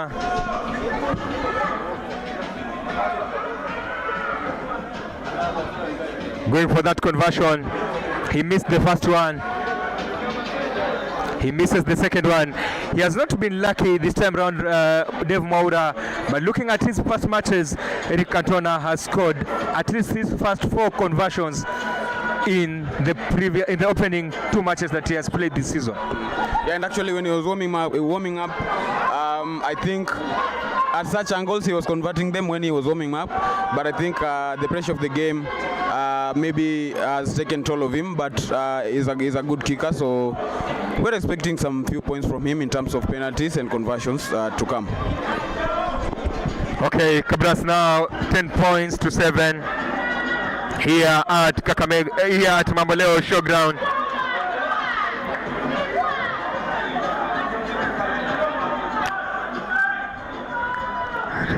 You can give us your predictions on what you think about this contest. Which team do you think is going to put how many points past each other? You can tell us that on the comment section as Walter Ambe opts to play in his inside center.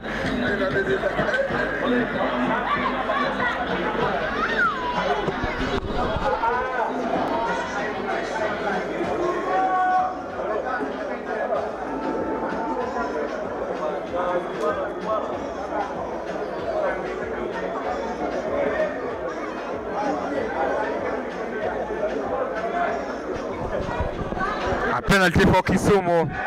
They have opted to go for 3 points. They know each point will matter. And heading to this, Kisumu RFC were second last on the standings, while Cabras Sugar were at the top. Obviously, so far so good for Kisumu, giving a good account of themselves, trailing by just 3 points. And And should they score this, they'll be tying the scores at 10-10. They'll pride themselves with becoming the first side to score against Cabras Sugar, a try against Cabras Sugar this season. As they scramble for that, Eric Cantona, Fitzpatrick, Sabatia, Lumumba, Kenyan International, Kenya Cup MVP last season. Ephraim Oduor with a big carry there. David Bunduki last season spent it in South Africa. That is Asuman Mugerwa, one of the longest serving players. He has been 10 years at Cabras Sugar. As Cabras lose possession, but Kisumu RFC are penalized.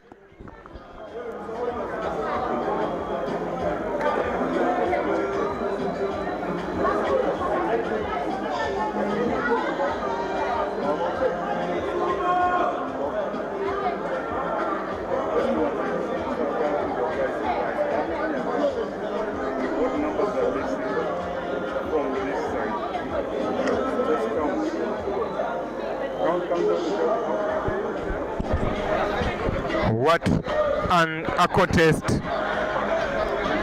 Kisumu staying in the game. Still much into the game.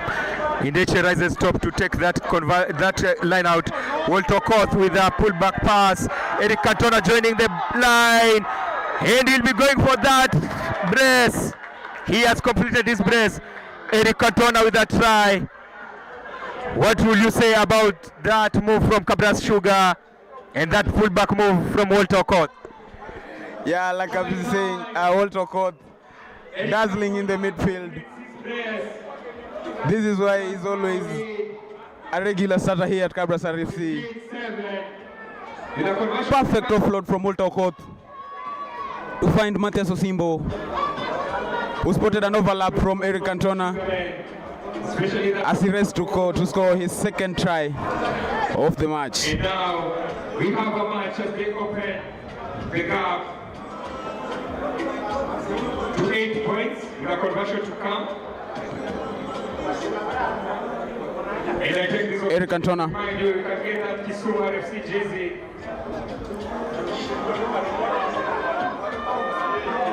As Cantona misses that conversion. Once again, Cantona misses the conversion. Jersey here at the 2 tries to his name in this game today. people selling it. Cabras now leading 15-7 against Kisumu RFC. Just joining us. This is the kind of encounter between Cabras Sugar, Remember, if you're joining us, Kisumu RFC, who are our host.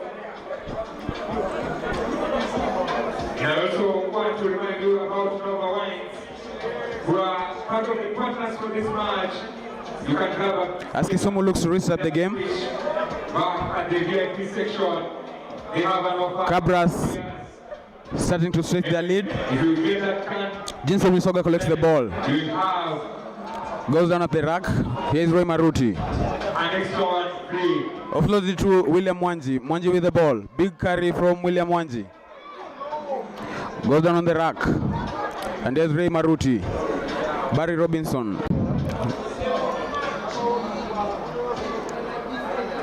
Valerian Tendwa tries to maybe crack the gap, but Kisumu's defense has been really good so far. They contain Cabra surge.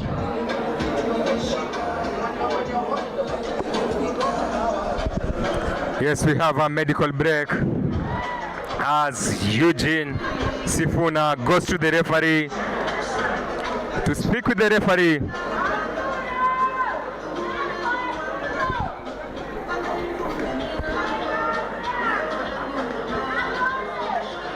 Cabras penalized. Sifuna not a happy man. If his body language is to go by, he tries to rally his guys. He's talking tough there. That is Sifuna. Sifuna not happy with these charges as Kisumu milk another penalty. They'll be going for points. They want to stay in this game. That is their target. Remember to give us your thoughts on this match and let us know where you are watching this from. This is Cabras Africa TV. Remember to also watch the Cabras documentary Forever Champions. It's one of the pinned videos here as Ocheng misses that kick and will be having a 22 dropout. Remember to like, subscribe, share and invite friends to also enjoy this with us.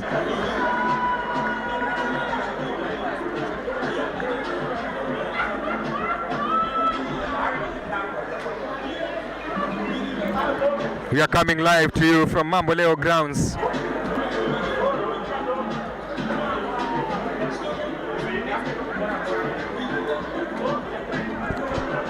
You can call it Mashemeji Derby as Kakamega and Kisumu battle.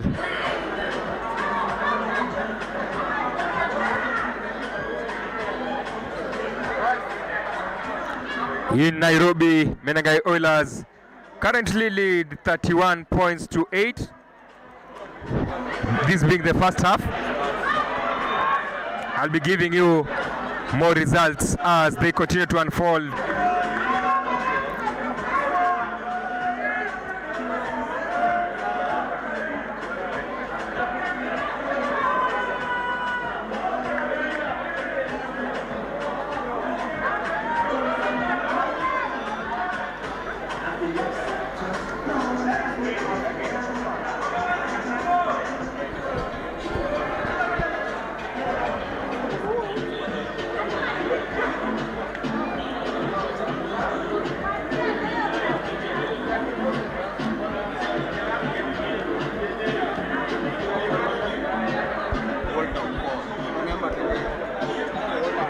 Sifuna taken by Patrick Sabatia, a maul by Cabras Sugar. They are driving it into the try box and they have that try. Diving over is Jinson Misoga, Kenya Simbas back rower, landing the 4th try for Cabras Sugar, meaning they have that bonus point try with a conversion to come, Dave Moura. Yes, indeed. As I was saying earlier, I'm expecting a big score from Kabras RFC. And true to my words, Kabras are starting to stretch their lead away from Kisumu RFC. Jinson Misoga, one of the top scorers this season, gets another try for the Millers, as Eric Cantona tries to maybe make amends from his missed conversions. 4 tries have been scored. He has converted none. Let's see what he'll do with this. Again, conversion sails wide as Cabras take their scores to 27. Cabras leading.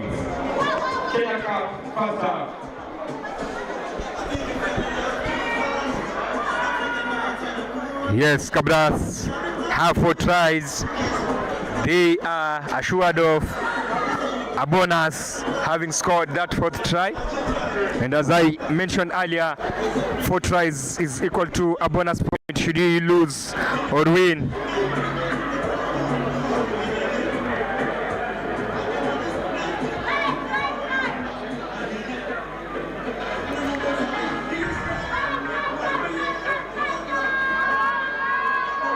Cantona today seems to have forgotten his kicking boots at home. He has not been able to grab those points. Victor Otieno goes hard in on his man. Roy Maruti plays in Ephraim Oduor, who is capped 31 times for the Kenya Simbas. That is Barry Otieno, Valerian Tendwa.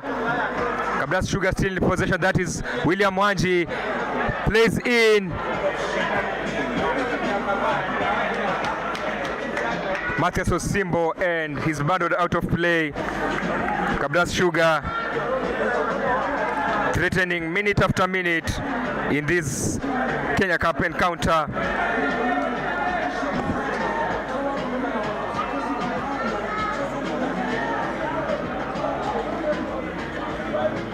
Just being informed that Impala RFC have won their first match of the season, beating Daystar 44-17.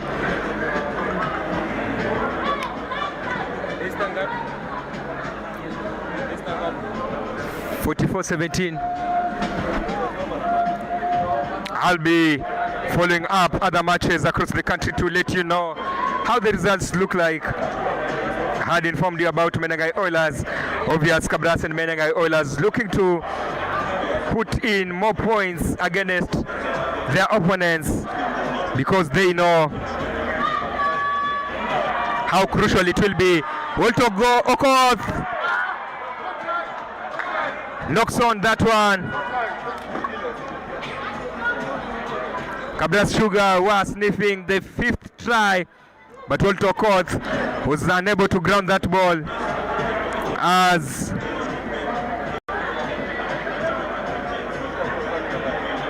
yes, Menengai Oilers lead 31-8 as they near the halftime break in Nairobi. Here we are at 27. I'll be giving you the updates of other matches once I get them. William Wanji with a big run hits his man with the power. Kabras still in possession. Victor Tieno there with the ball. Ephraim Oduor with another carry. He has had several carries here. Barry feeds David Bunduki. Cabras attacking the left side. Walter Koth with a pullback pass, but they fumbled there. Cabras managed to clean or hold on to possession. That is Eugene Sifuna, the captain of this side. Patrick Sabatia capped 2 times for the Kenya Simbas. William Wanji in possession for Cabras. Penalty for Cabras Sugar. Just to remind you to keep subscribing, liking and sharing, and tell us where you are watching this from. Cabras go to the corner.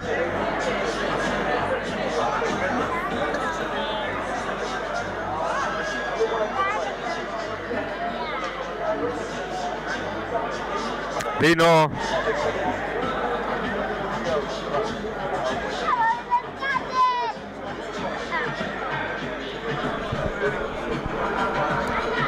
that they need to put more points as they go for that maul. Kisumu trying to resist. Cabras not giving in. Still pushing is Cabras Sugar. Driving forward. The man, the Sugar man, looking for that try line. Still driving.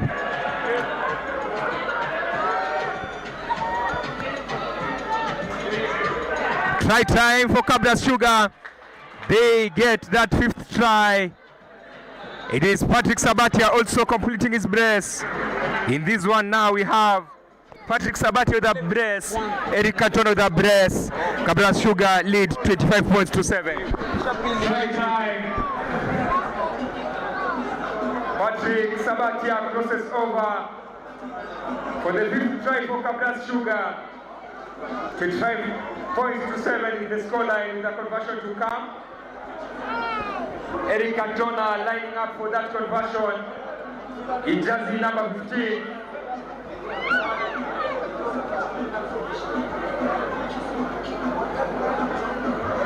He redeems himself, having missed the opening 4 conversions. He finally gets one right, and Cabras open a 20-point lead. in this encounter at Mabaleo grounds. Cabras Sugar 27, 7 Kisumu RFC. Just to remind you to grab yourself that beautiful Kisumu RFC jersey. You can get it here at the VIP section. It is being sold at an affordable price.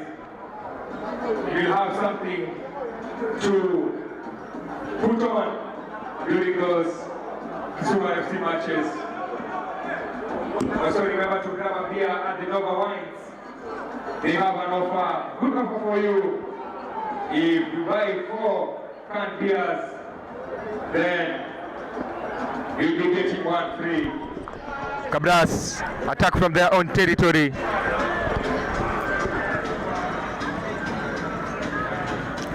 That is Jason Misoga with that ball, with that carry. Barry Young receiving it, passes into Sifuna. Sifuna to Walter Okoth, who spots space, gains several meters, looking for Maruti.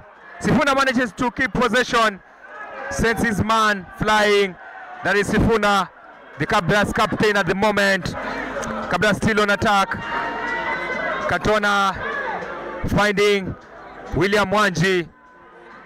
Mwanji looking to carry it among the backs.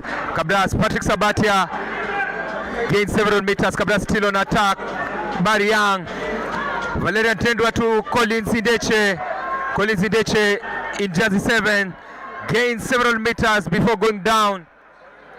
Maruti is there to pass it to Sifuna. Sifuna.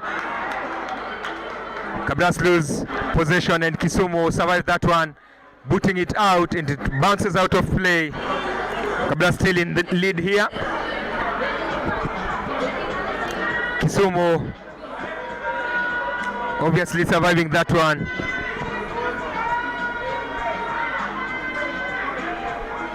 Cabras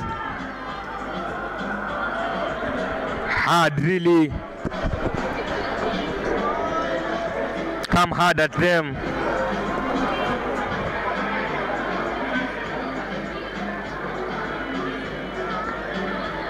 But they have been able to avert that thanks to that knock-on by Cabras Sugar.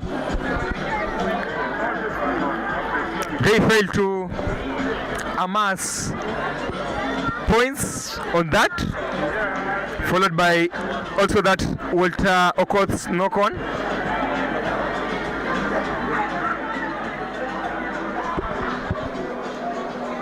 They'll be targeting maybe to milk a penalty from that as Kisumu RFC rises from that scrum.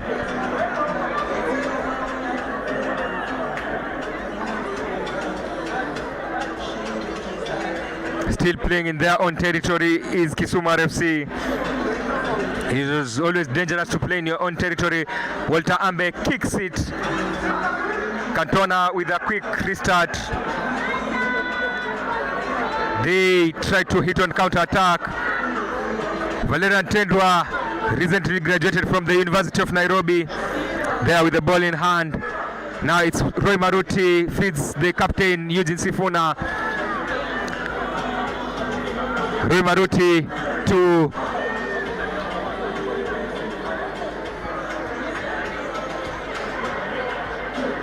Patrick Sabatia, who goes in hard.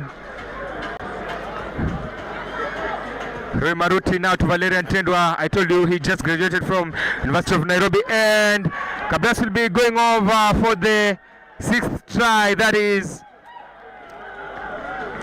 Matthias Osimbo, as they move to 32 points with a conversion to come. Matthias Osimbo crosses over the corner for Cabras Sugar.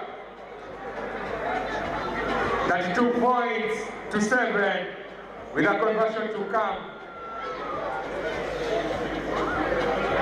Eric Katona lining up for that conversion.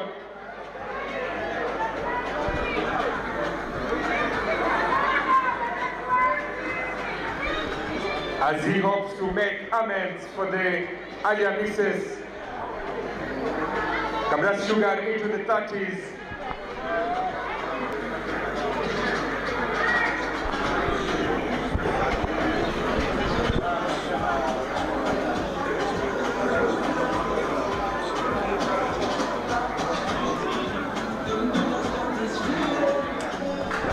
Nails this one. Cabras Sugar 34, Kisumu 7.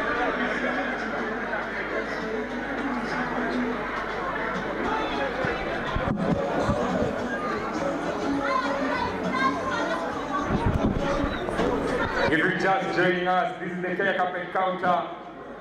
We are still in the first half. 34-7 is the scoreline. Cabras leading.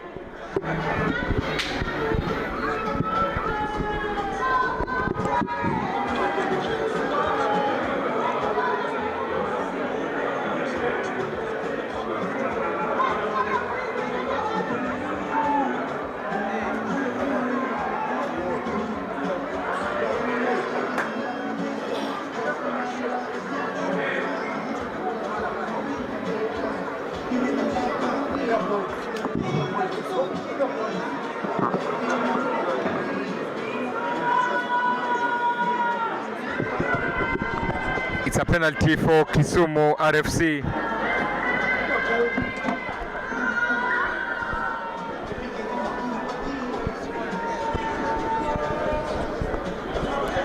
Walter Ambe up to take that one.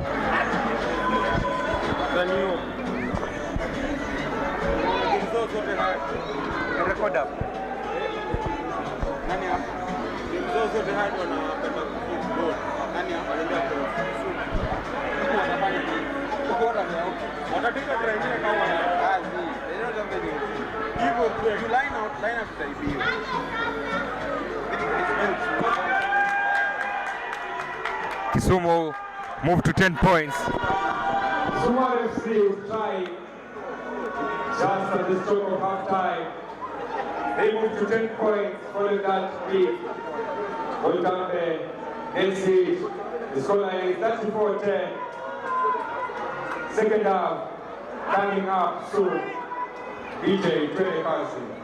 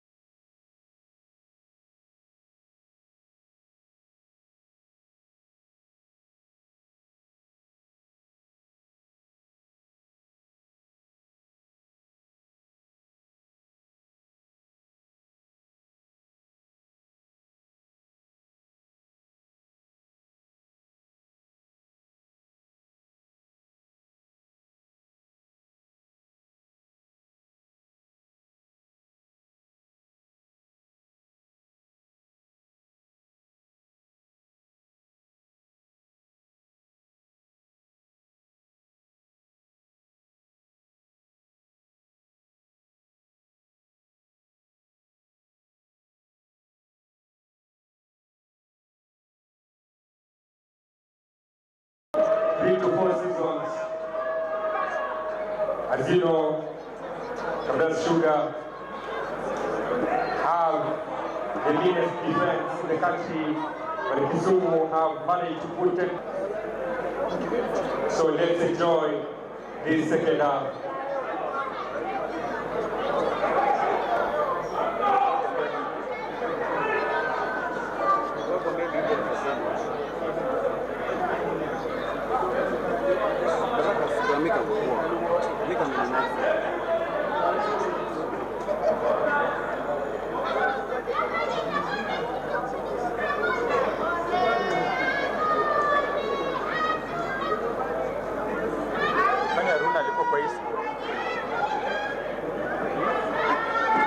Namba 18 wa Kabras.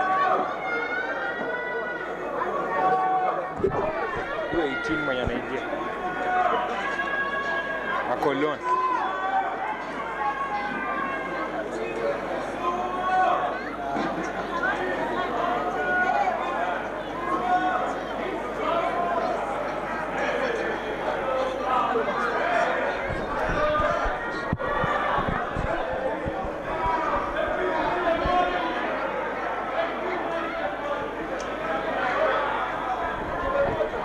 Second half kicks off. Haruna knocks on that ball. He's here on loan from Cabras Sugar. Cabras now attacking. They also have a loose ball.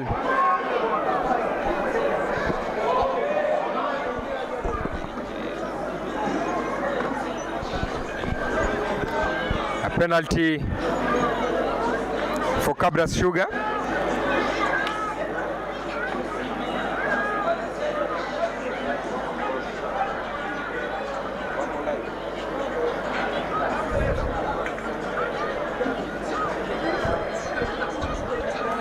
Barry again, unable to find touch as the Kisumu Flyer.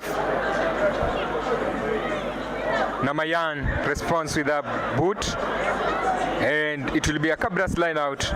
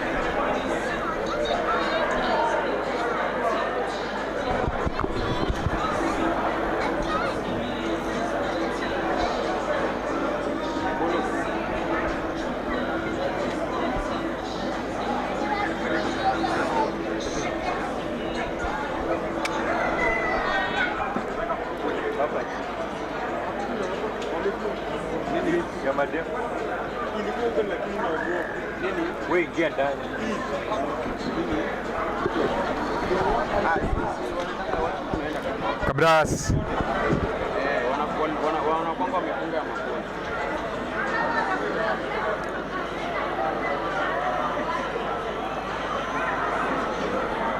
hoping to go into the second half strongly, but the referee spots a knock on. They are hoping to start the second half stronger.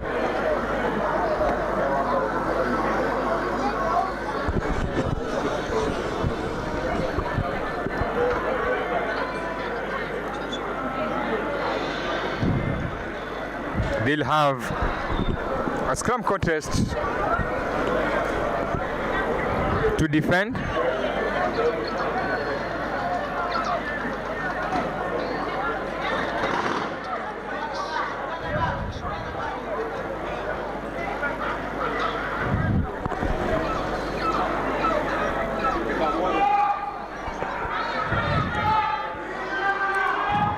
Kisumu knock on that one. No, referee says play on. They are held high. Referee spots an infringement.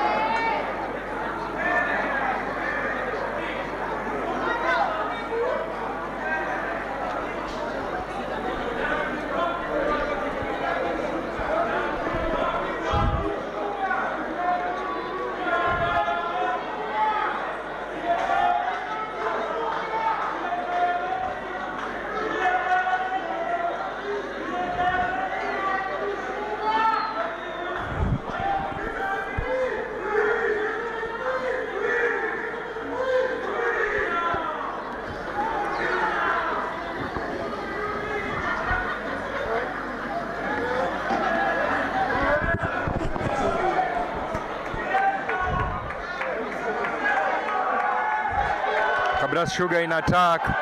Eric Cantona goes over for his hat trick. He completes his hat trick today. He has not been good in terms of boot, but getting those tries, he has not hesitated when he got the opportunity. 3 tries in this match for Eric Cantona as Cabras move to 39 points with a conversion to come. By time, Eric Cantona completes his hat trick.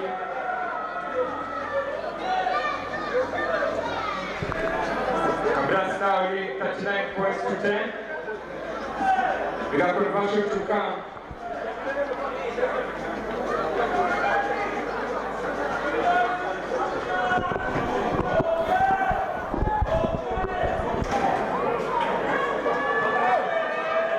He needs the conversion, and they are up to 41 points here at Mamoleo Girls.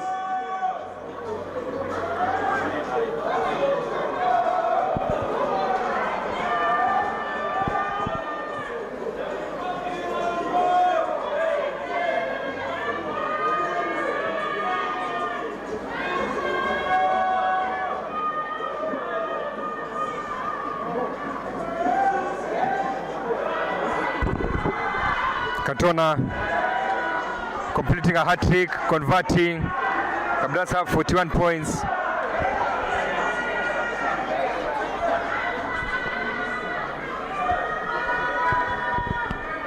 What a day for this former Kisumu, former Masinde Muliro University player. Last year, he got a chance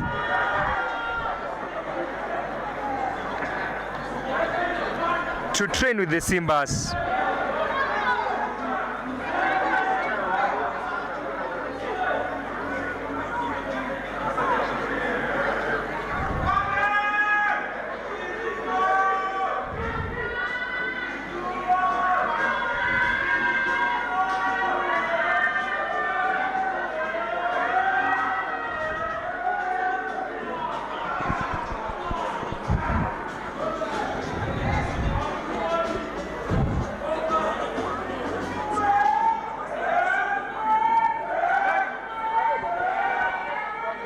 Having gotten that chance to represent the Simbas, he played in the match against UAE, that is Eric Cantona, and managed to score a try in that match, though he did not make the final cut to South Africa. But he is one of the players that have been promising in that Cabras jersey. He works at Cabras Sugar Company. If there's that man who turns crystal or the juice into crystal, is that man Eric Cantona, who works with West Kenya Sugar Company, the sponsors of Cabras Sugar Rugby.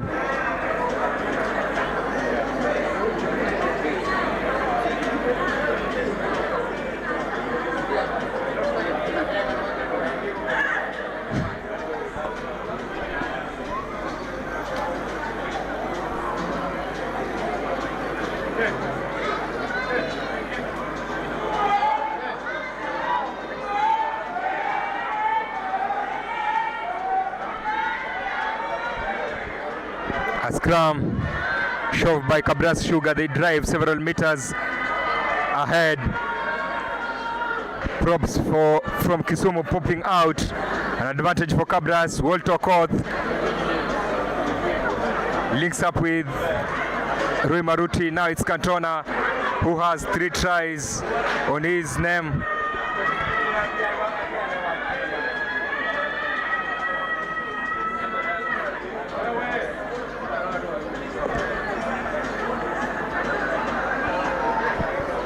Still pushing is Cabras Sugar. Walter Koth. He's known for his dangerous passes.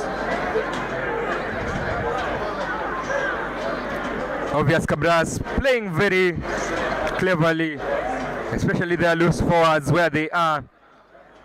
Obviously, the man in jersey number 22, Brian Kiptanui, who played for Kenya under 20, has been thrown in to have that feel of that Kenya Cup encounter. A young man who has represented Kenya under 20. He's here now to represent his parenthood club, or his childhood club, I mean. He's been with Cabras Sugar as a young boy. Now gets a chance to play for the side. Among the academy graduates who have been with this club, talk of him, talk of Roy Maruti, talk of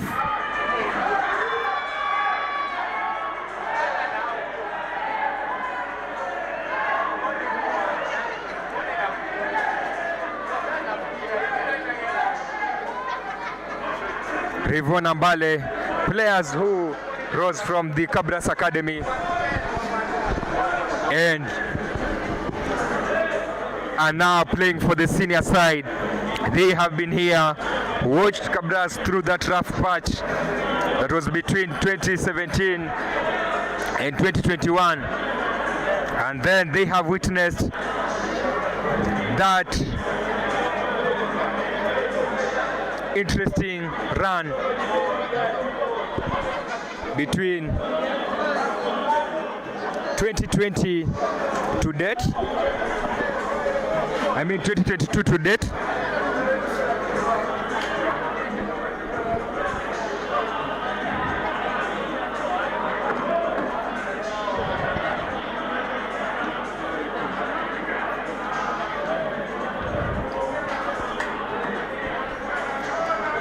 Cabras Sugar chasing.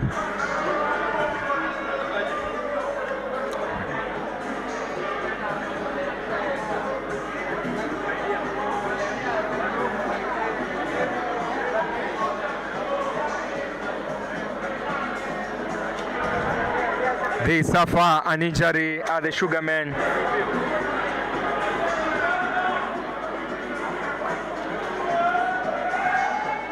As Samuel Omolo jumps in following that lengthy absence. Last played in the semi-final, Kenya Cup semi-final, 45-6 win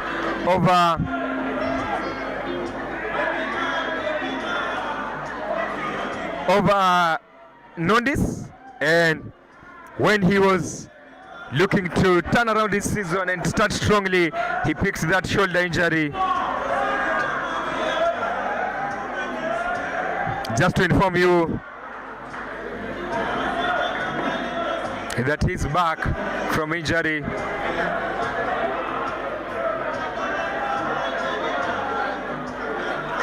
Should Cabras win this one, it will be their 146th win.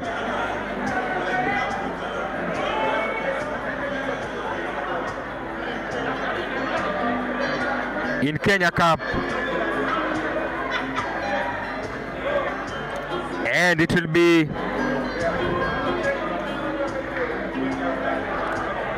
their 45th straight win in Kenya Cup. Their 44th straight win in Kenya Cup was the match where they got a 123 win over Impala just before the Christmas break. As we enjoy that medical break, Cabras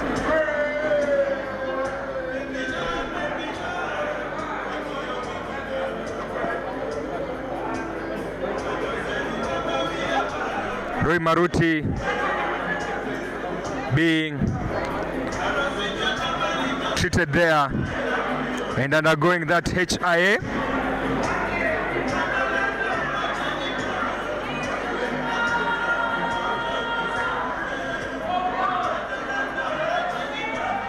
It will be a big blow for Cabras Sugar, and meaning Samuel Molo will be slotting in at number 10, while Barry Young will be moving at number 9 as Roy is stretchered off, or as they prepare to stretcher him off.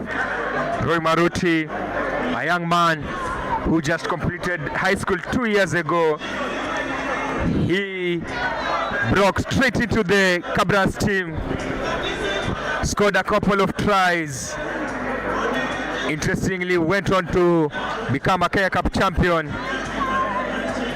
Roy Maruti there on your screen. And now he's being stretchered off, but he has a Kenya Cup title to his name just after high school. I may ask you, what did you achieve immediately after high school?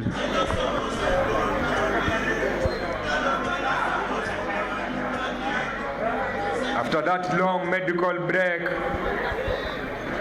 Roy Maruti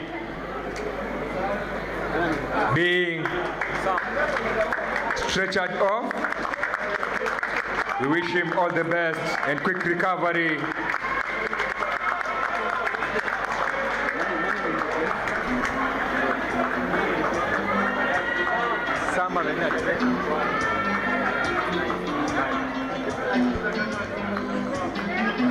Roy Maruti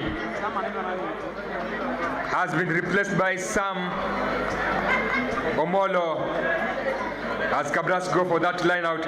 Remember to grab the Kisumu RFC jersey at the VIP section, and remember to also get a beer at the Nova Wines and enjoy as you watch this match. Kisumu RFC put it back. Valerian Tendwa to Eric Cantona. Cantona targets that space straight into the hands of Namayan. Kisumu lose possession when they needed it most. I was just giving you statistics telling you that this is Cabras 146th win should they hold on to this lead. They have been in Kenya Cup since 2014-15 season. When they came to Kenya Cup, they went straight to feature in the final, and it has never been different for them, knocking each and every year.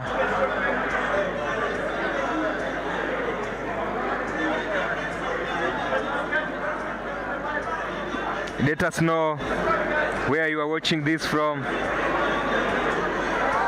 And remember to share with friends and family to also enjoy this match live on Scrummage TV as Barry feeds Samuel Molo. Eric Cantona sees that space, feeds Victor Otieno. Referee spots an infringement. Right there, assistant referee. Cabras will have thought that they were through with that. Victor Otieno was the man who was fed by Cantona, but the referee views it as a forward pass. Nope, a step out of play. Victor Otieno, as I earlier told you, he was on loan from Cabras Sugar and spent last season here at Mamboleo grounds. Went on to help Kisumu RFC to keep their top flight status. And Kisumu now are enjoying their third consecutive Kenya Cup season as Otieno fails to field that ball picked by Cantona. Cantona now chooses to play in Kipto. Referee calls it back as a forward pass.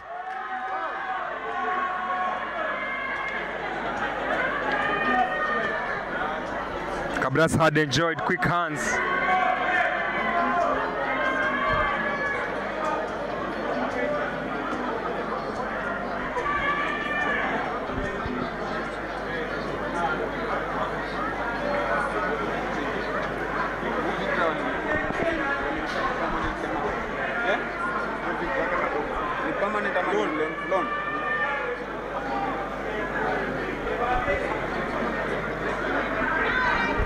Victor Awire has taken onto the pitch against his parent club.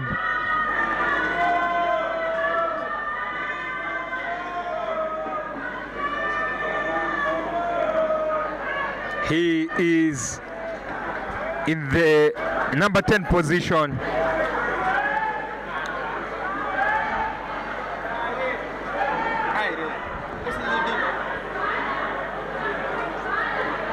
As Barry manages to get a turnover for Cabras.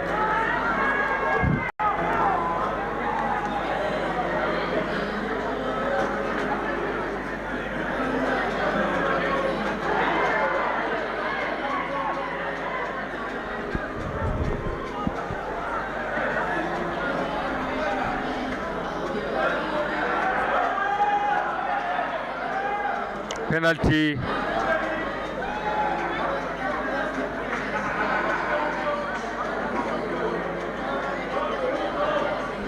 Penalty for Cabras. Cantona will be going at the corner.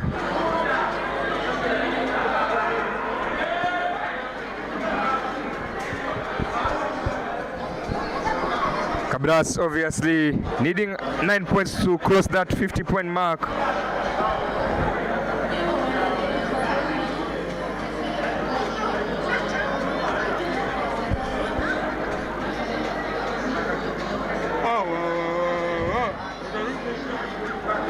Obviously facing pressure from KCB and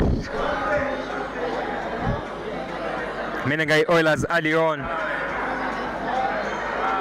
Cabras with a strong fend. That is the DJ. He's pulled several meters behind. call him Mwanjilwa. Another Kenyan international, Ephraim Oduor.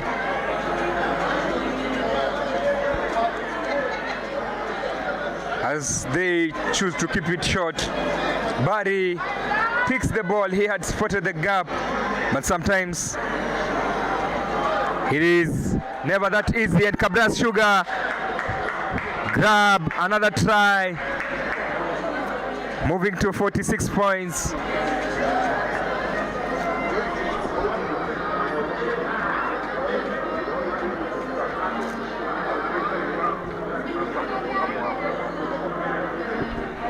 Patrick Sabatia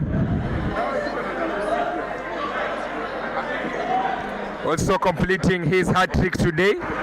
So you have Cantona and Patrick Sabatia with a hat-trick in this encounter. He had picked 2 tries early on.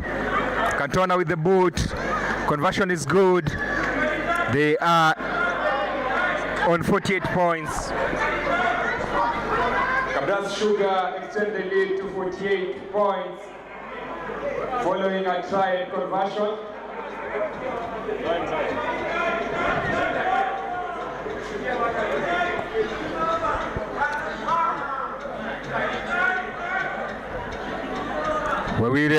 Victor Wawire will be kicking there as he looks to hound his former employers, or it is his parent club, Mwanji, with that run.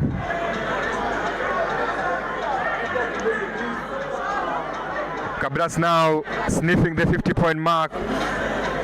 Barry in that number 9 jersey, that is David Buduki, who spent his season in South Africa last season. Eugene Sifuna tackled. Advantage for Cabras, many people are offside. Patrick Sabatia, he's put in a hot soup. Walter Koth feeds. Kiptanui goes over for that try. He makes his debut with a try. Brian Kiptanui, former Kenya under 20. I told you, he rose the ranks from the academy. Now scores for Cabras Sugar. After coming on as a substitute, Cabras Sugar crossed the 50-point mark. They now move to 53 points with a conversion to come. Cabras mean business here. Brian Kitanui scores for Cabras Sugar. An academic graduate of Cabras Sugar pays the faith that the coach gave him by scoring a try that sees Cabras lead 53-10 with a conversion to come. Conversion by Cantona is good. And Cabras move to 55 points. Remember to grab that Kisumu RFC jersey here at the VIP section.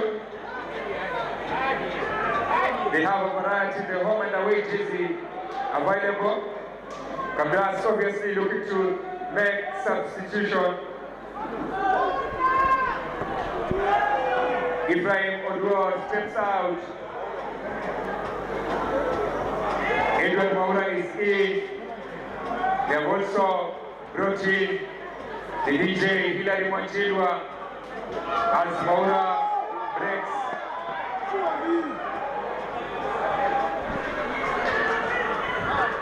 A knock on for Cabras Sugar. Obvious, they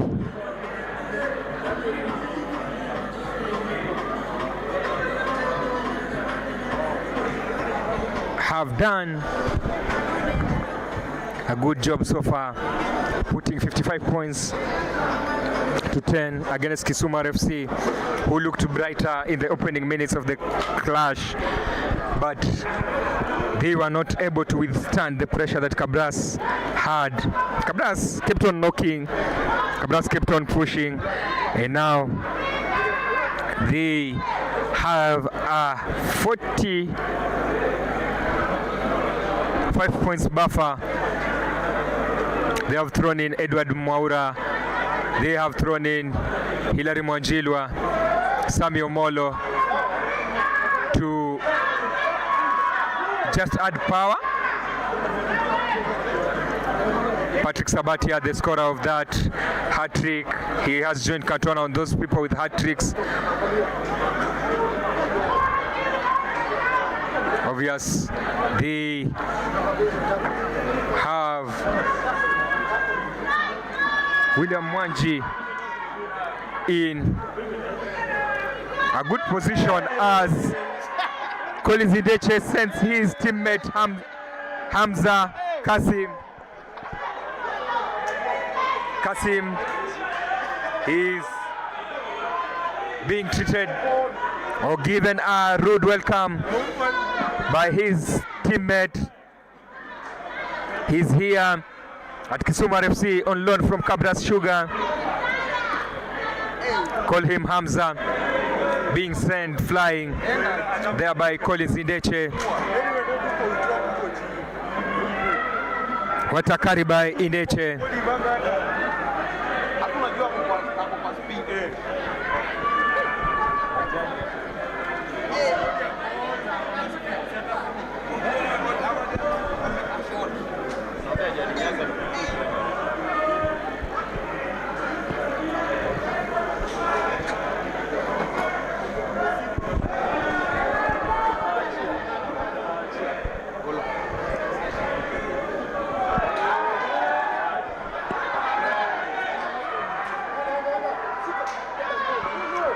Samuel Molo in contact, folds his legs to avoid being bundled out of play, but the referee has been given instructions by the assistant referee.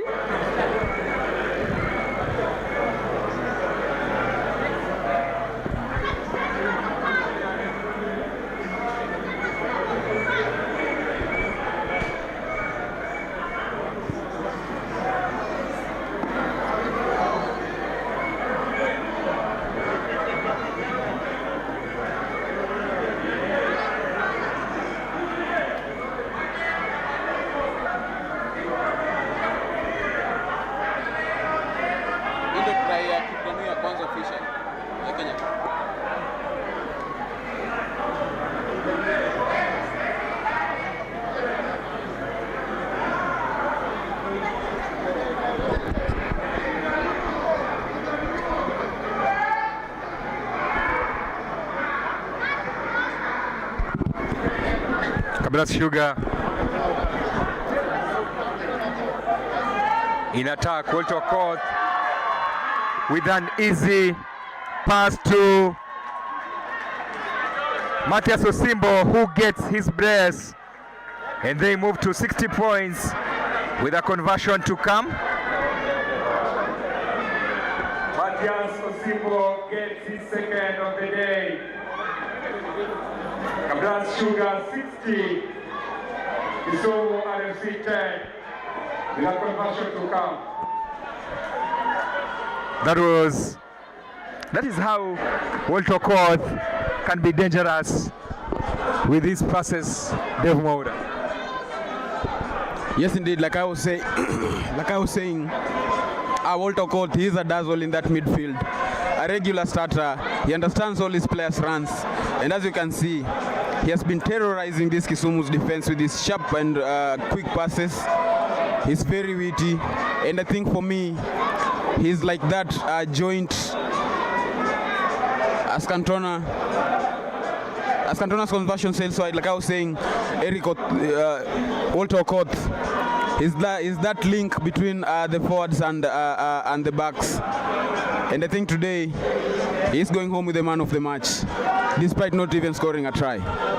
Yes, Walter Court has been one of the players, if you look at the Cabras squad, he's one of the players that rarely gets subbed off. He's a player who has played over 2 seasons, starting in almost every match for Cabras Sugar.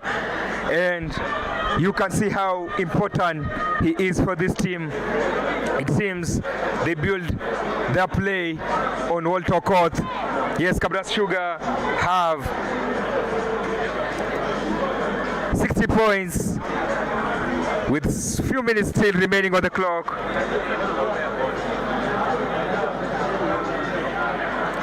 And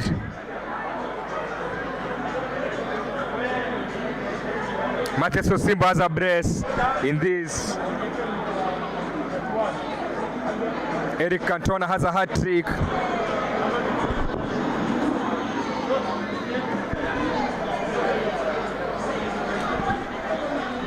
Patrick Sabatia also has a hat trick. That is how Cabras mean business.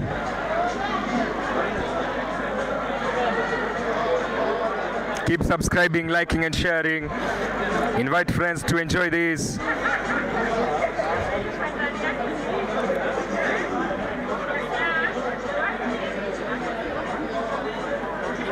This is Scrummage Africa.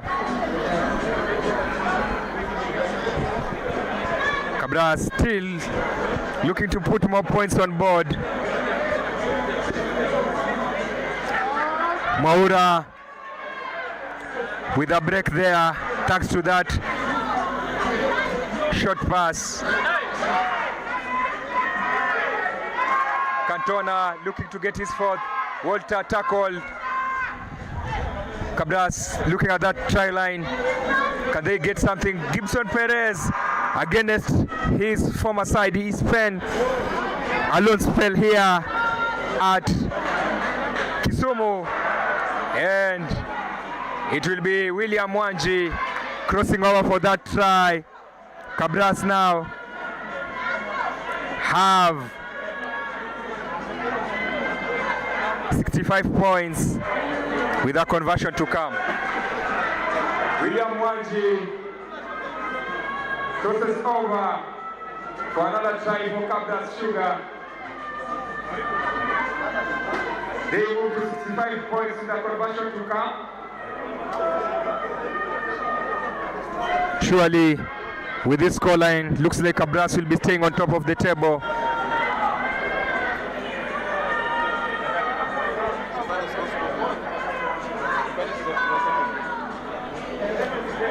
Yes, just to give you other scores, most are trailing against Black Blood. Black Blood lead 42 points to 11.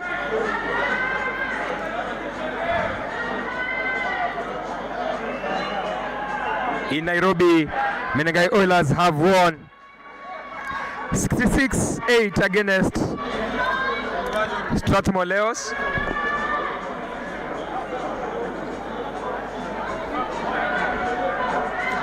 Yes, I was just informing you that Strathmore Leos have lost 66-8.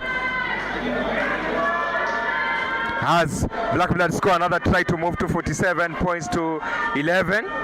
In Nakuru, KCB are leading 36-19 against Nakuru RFC. Jason Misoga cuts in, keeps possession.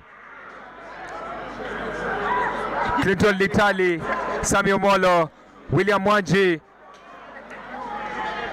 Alfredo Orege on the outside. Orege will be going for that one and gives Cantona for his fourth try. Eric Cantona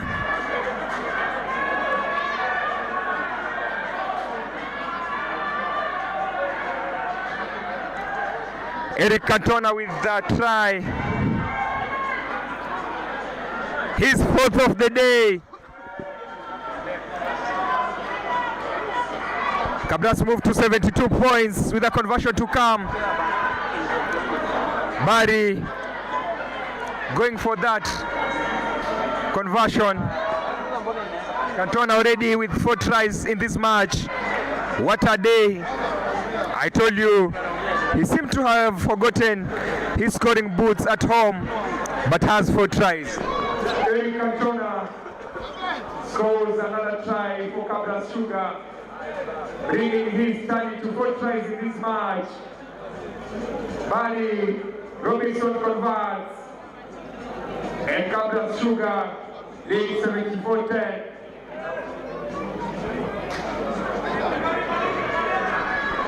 Cabras Sugar with 74 points. As Kisumu kick in the 22. Perez with the ball in hand, plays in Walter Court. A loose pass. Should Kisumu make use of it? They are unable. And they'll be having that 5-meter scrum.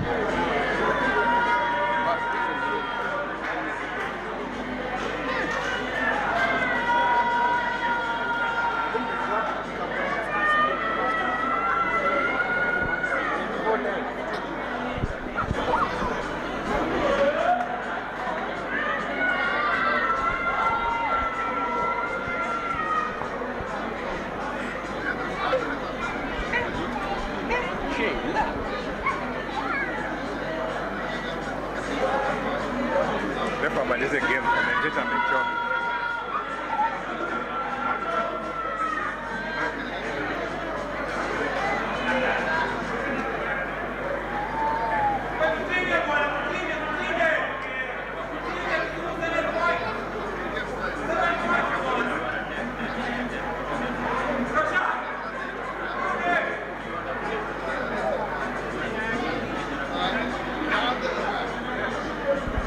Kisumu RFC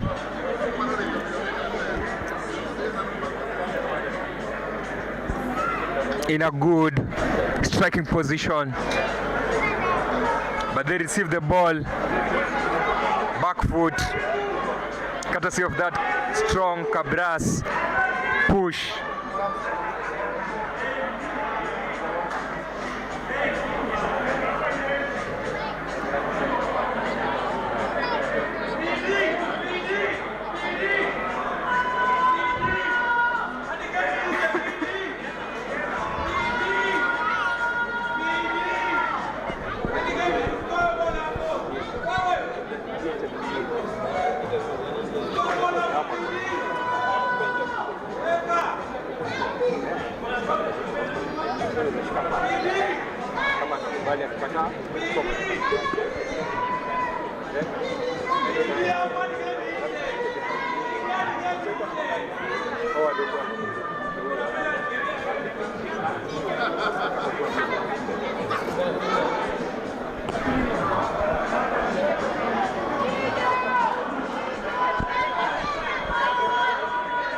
Kisumu opt to tap and go. They are at least looking to become the first side to score 2 tries past Cabras Sugar. Cabras defense, obvious, looking good this season.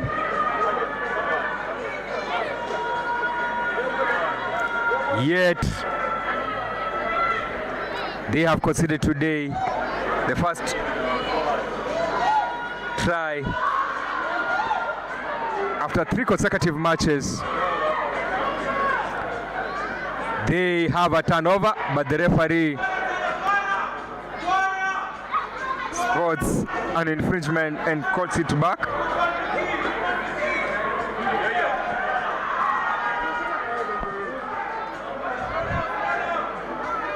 They'll be happy to have grabbed those 10 points as an inside pass, but he's driven a few meters back.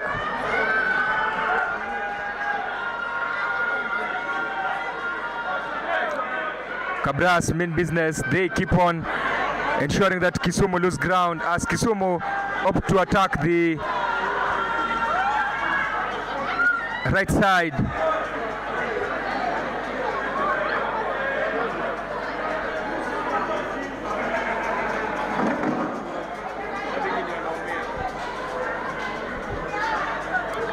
Cabras now have the ball.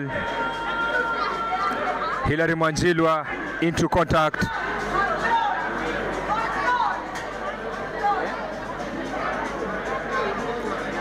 Walter Court plays in Kiptanui. Kiptanui who cuts inside, goes into contact.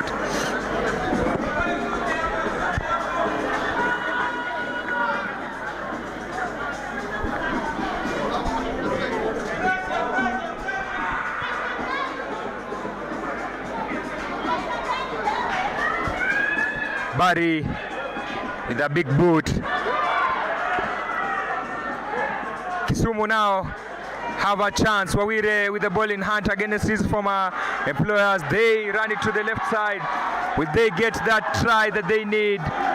He's bundled out of play.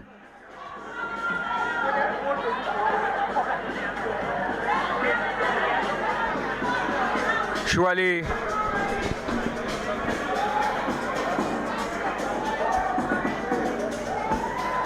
Cabras mean business in the defense. Referee looking at the watch, meaning we are into the final minutes of this encounter. Remember to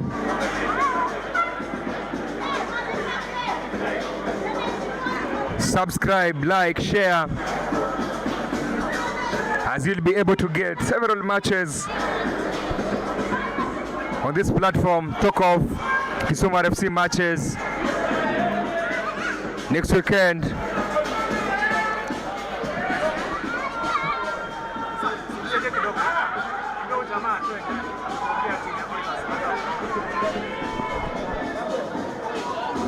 Driver Isuzu KAA 850H. Driver KAA Isuzu 850H. You are needed to remove your vehicle. Menagai Oilers need to leave the venue. Driver Isuzu KAA 850H. Remove your vehicle. Menagai Oilers need to exit the venue. It's full-time scores. Cabras Sugar 74, Menagai Oilers 10. A big win for the Sugarmen, a big win for the champions, and they managed to put maximum points, and now they'll be hoping to stay top of the table. It has been Colin Samanga from Scrummage Africa. Thank you very much for tuning in. Goodbye. See you next week at Masinde Muliro grounds.